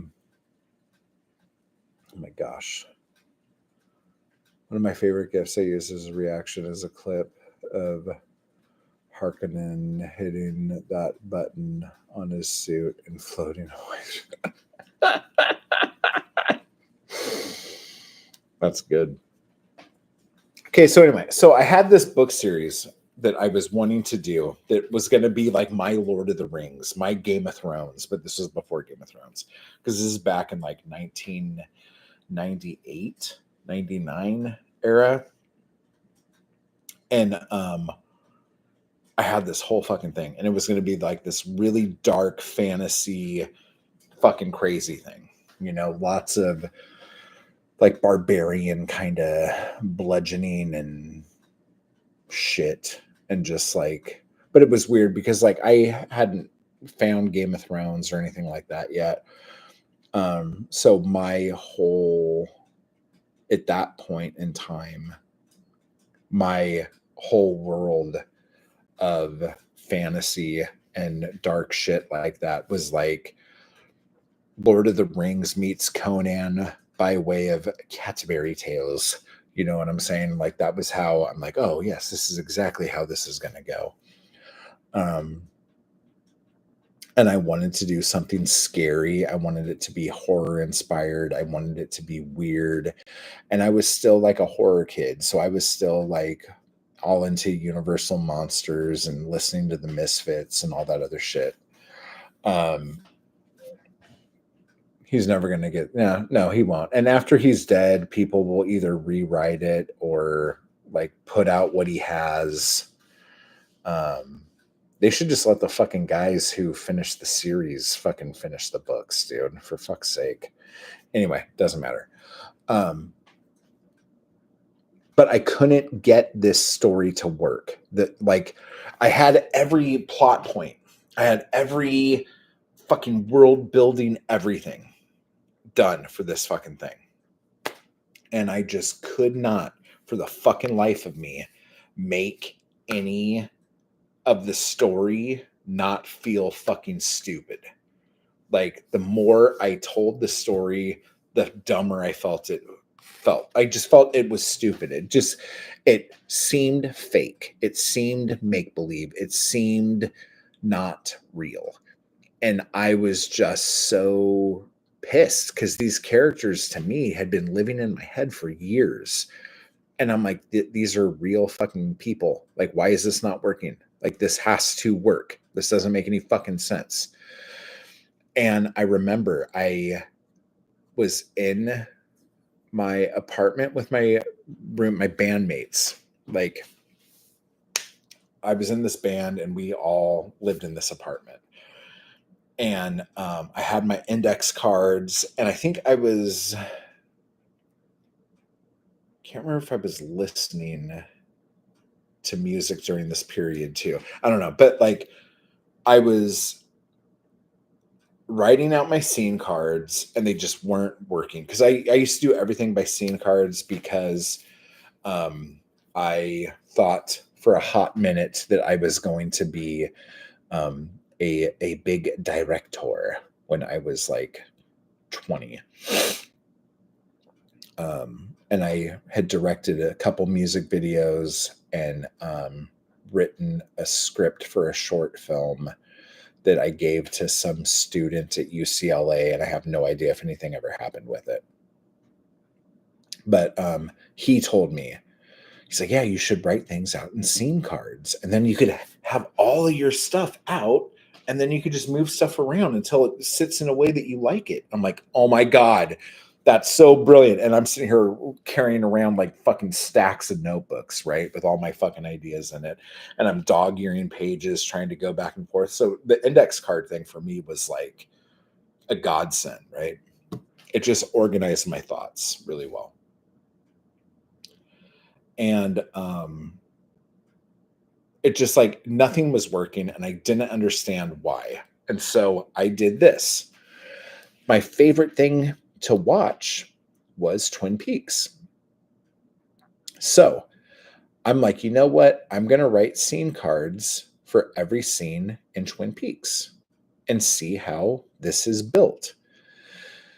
And I started doing that, and I started writing scene cards for Twin Peaks. I went through the pilot, and then I went through the first episode and the second. I think I did the whole first season, and I was looking at how, and then I also would have cards for where I thought the commercial breaks were going, because you could see the fade outs are different.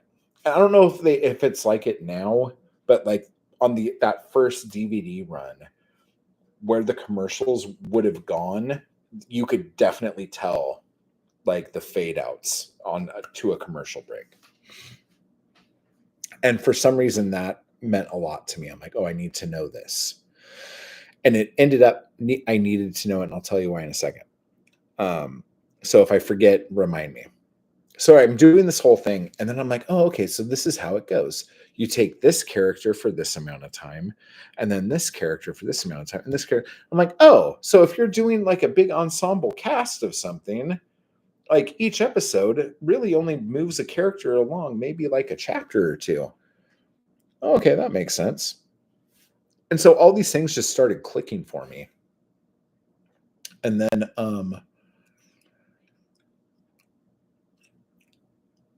when that started to happen, I started to try to like replicate the pacing in my scene cards based off of how Twin Peaks was. And then, but I still couldn't get the story to not sound stupid, and not like the story wasn't making any sense. And then me and my friends went to Black Star Canyon one night, which is this haunted place in Orange County where people fucking disappear and like horrible fucking things happen. And then I can't remember if somebody said it or what, but somebody was like, oh, this is like our Twin Peaks. And I was just like, oh shit. Oh shit. And then I don't know what the fuck happened, but like as soon as somebody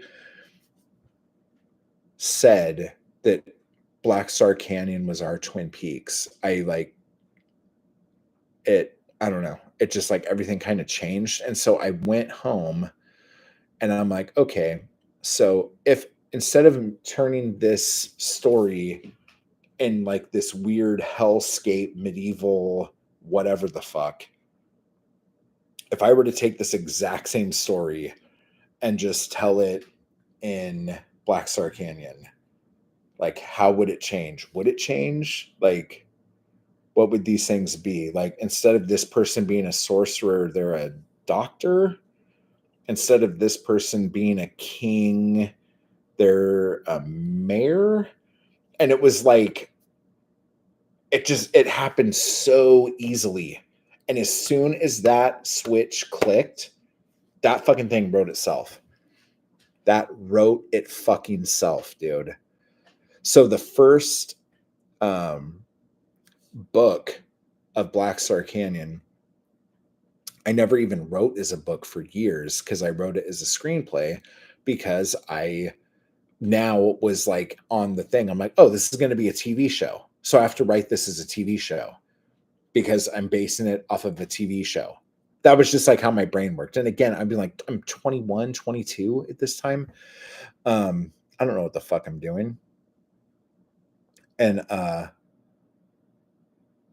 so I had that, and it wasn't until I realized what was going on with Kindle, like during the Kindle Gold Rush, like the KDP thing. And I'm like, oh, I can just write all my episodes as serials and I'll just put them out once a week, like I would if I was doing a TV show. Oh, I could just write this. And it was so stupid because I had been making movies for like 8 years up until this point when this whole KDP thing happened. And I was just like, holy shit. But the point of this is that none of this would have happened if it wasn't for Twin Peaks. Black Star Canyon, which was like, I mean, I don't know if it still is. I think my poetry books have outsold Black Star now. But for years, Black Star was like my biggest fucking thing.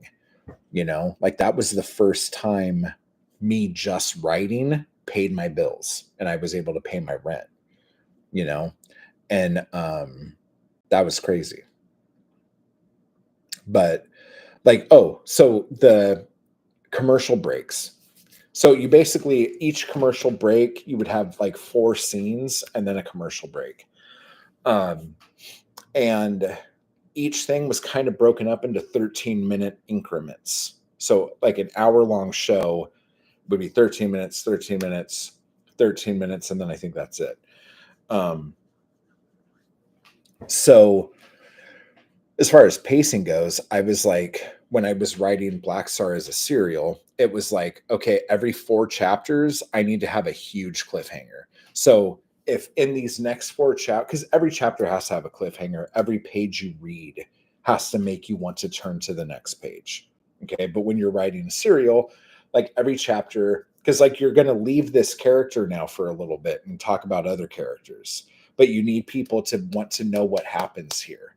So it has to be something like important enough to where we know, okay, well, they're about to go over to this place. And when they get there, some shit's going to go down. Okay. So you do that when you're ending a chapter. But at least every 4th chapter, I had to put somebody in fucking drastic peril to where like, oh shit, what's going to happen? And then you have to pay that off right away. So when the next chapter starts, you're still with that person.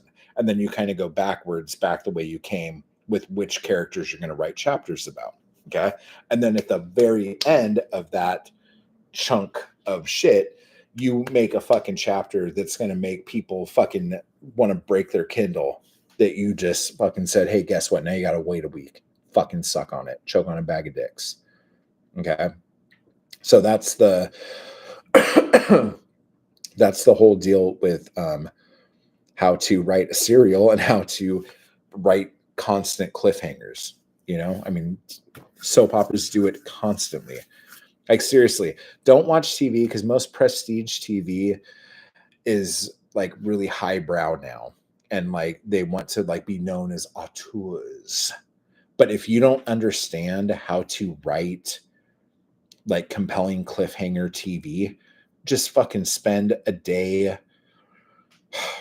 I wouldn't say spend a Wednesday doing this, but like a Friday. Just watch any soap opera on a Friday.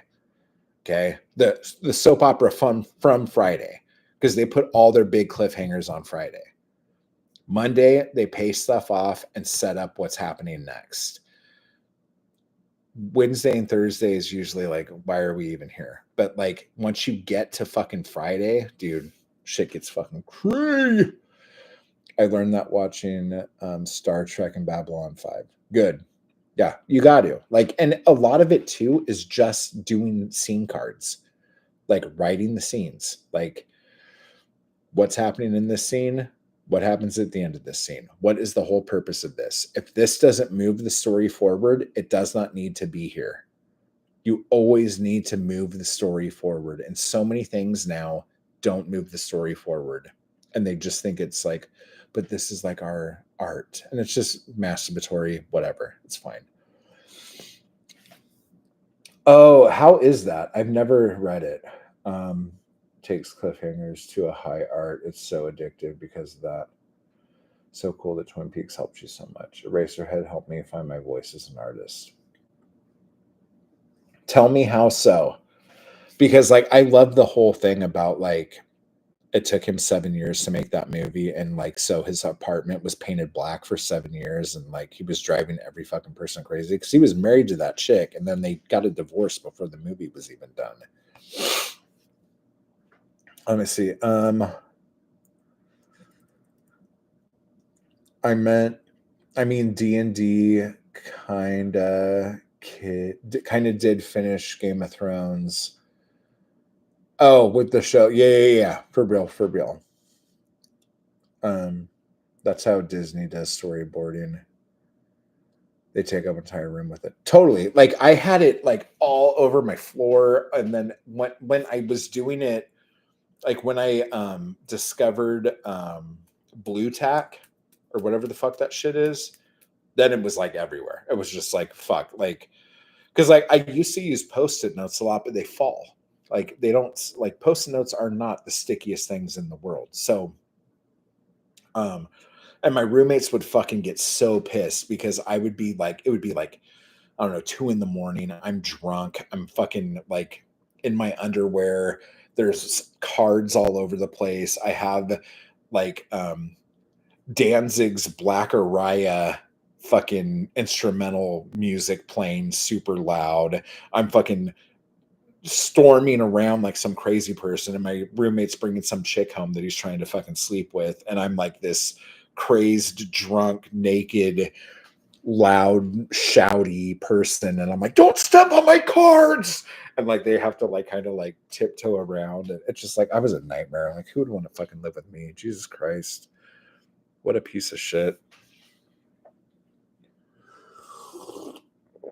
Oh my gosh.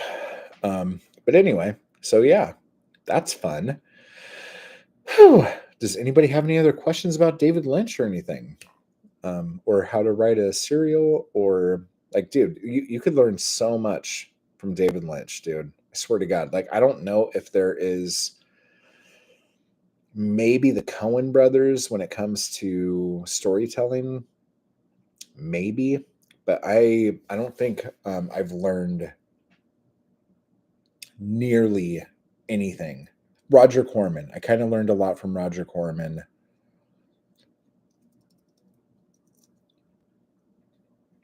But no, David Lynch for sure.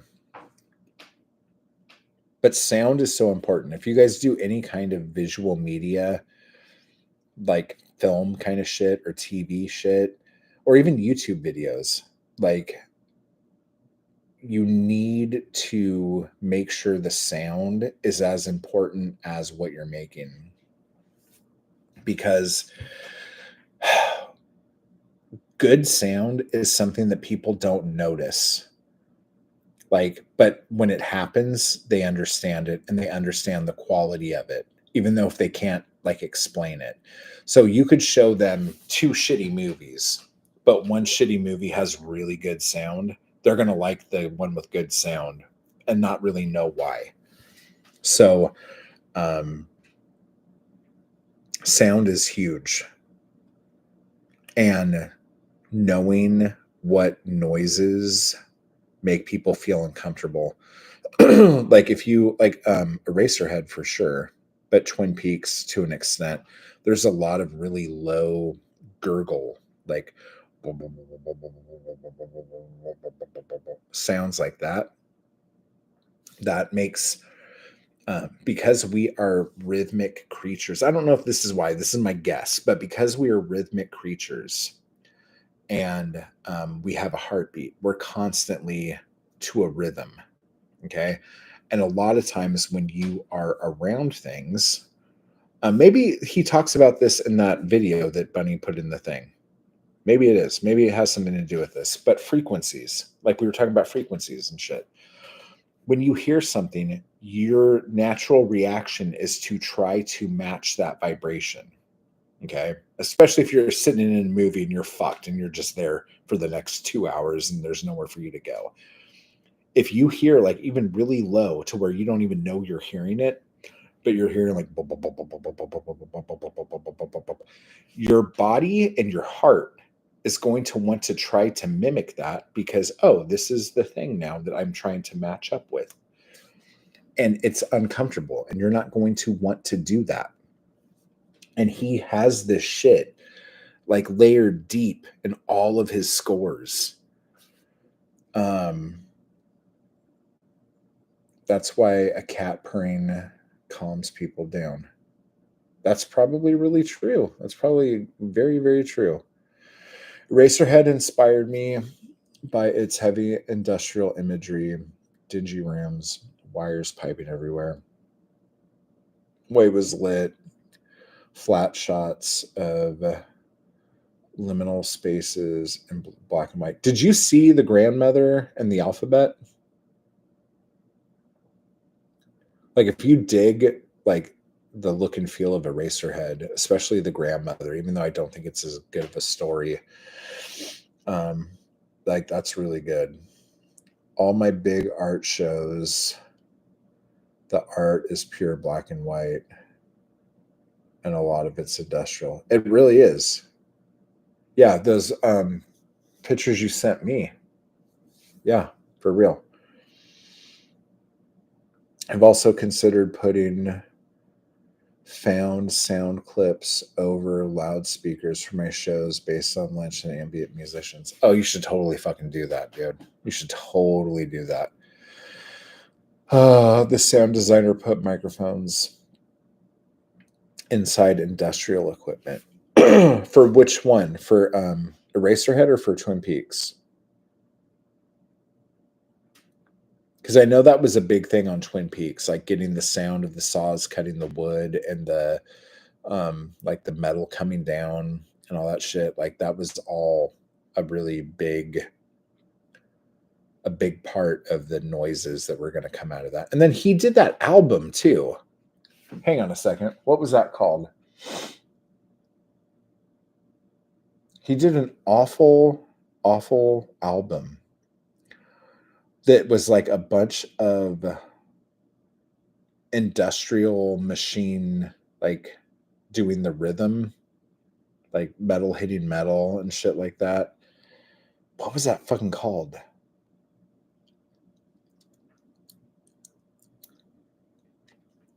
I was very let down because I love Julie Cruz. That the Julie Cruz album that came out right after Twin Peaks came out was fucking amazing, and then the one that came out right after that was pretty good too. But Falling and there were a couple songs from Twin Peaks on that album. What were they?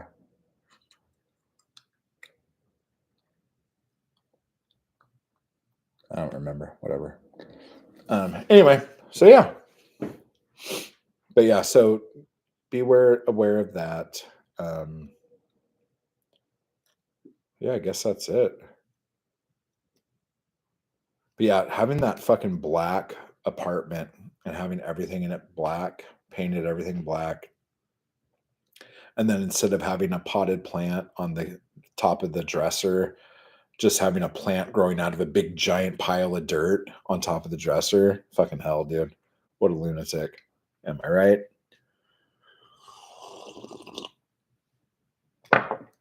For the sound for Twin Peaks. Yeah. But I know there was something when in Eraserhead, when we see the creator or the maker of worlds or whatever the fuck they named that character, um, and then we see the like super close up of the baby with the light going by like this and all that shit. There's some fucking weird sounds that are from that whole bit too. But Angelo Badalamenti, he's amazing. Absolutely amazing. As far as like someone who does like scores for films and shit. It's been great spending most of the day with you, Matt, but I'm gonna sleep. No, totally. Yeah, we've been talking for far too long, but yeah, like if you guys want me to stick around for a little bit longer and keep running the liquor, let me know. But you got to tell me what's going on. If you have any questions, if not, I'll probably start wrapping up. I'm sure there are things that I need to do. I just don't know what they would be.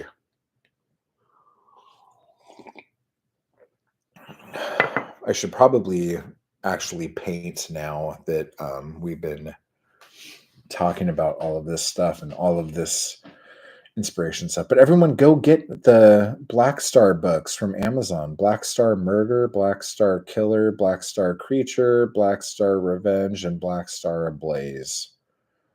If you like Twin Peaks, you'll love it. Get in on it. Get in on it. Yeah, don't type while you drive. You're fine.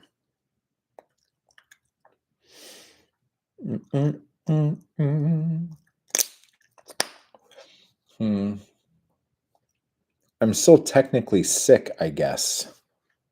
I should probably look into that.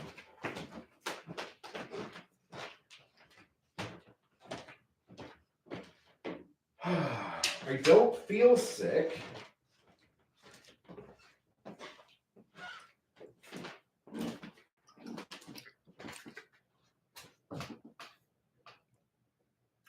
Do I seem like someone who's sick?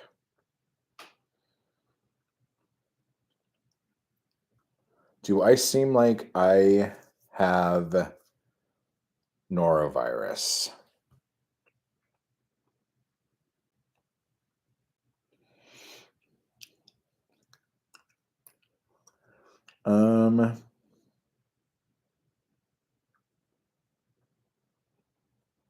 Let me see. And then, yeah.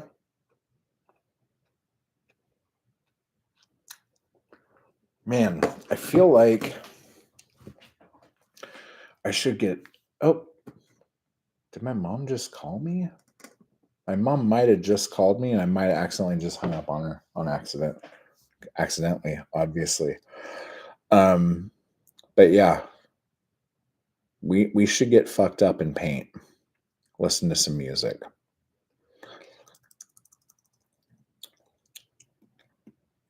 Let me ask you guys this, like, because it's just like an ASMR thing at that point. Do you guys like it when I do the painting streams where like you guys can't hear me listening to music, but I have music on in my earbuds and I'm just like painting and um like just doing shit? Like do you guys dig like the ASMR aspect of that kind of shit? Because if you guys do, then I'll do it. And if you don't, then I'll just do it for members or some shit like that. Put Lynch movies on in the background while you paint. You know what? I think there are some here. Where's Twin Peaks at now? Like what streaming service is that on now?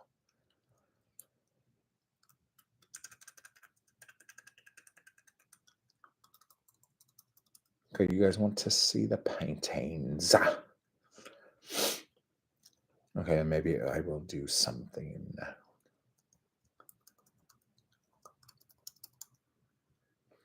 I feel like I need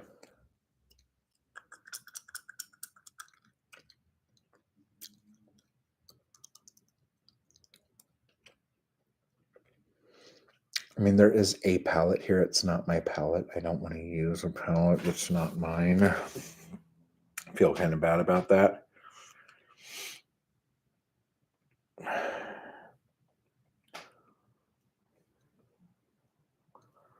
Yeah, I did hang up on my mom. Dude, that was weird. I did not know she was calling. She like the phone started ringing just as I was hitting the off button on my phone. So I totally fucking hung up on her. So sorry. She's so pissed. She's like, what did I do? Why did you hang up on me? I'm like, I'm not gonna tell you. I guess you were just being a bitch. No, I'm just kidding. Um so yeah. Okay. So I will pull the carpet up, move the couches around. Maybe if I could get, I haven't even turned the TV on yet. There's a TV here, guys. This is the first TV I've had in a place I've lived at in when did like 2016, 2017 was the last time I had a TV. I like to write while you paint. Okay. Cool. Let's go. Okay, I have to do a bunch of things in order to make this thing a thing. So why don't we end this stream and then I will just start another stream and it'll be the third stream for today, for fuck's sake. Can you believe this shit? All right, guys. If you're watching this in the future and you're still here, you're amazing. Leave your David Lynch memories or your favorite things down below. Yeah. We'll be back in just a little bit to do more artsy fartsy shit. Thanks, bro. Thanks, man. Yeah, thank you for being here. Like seriously, like I would have been a fucking wreck. Okay. I'll see you guys in a bit.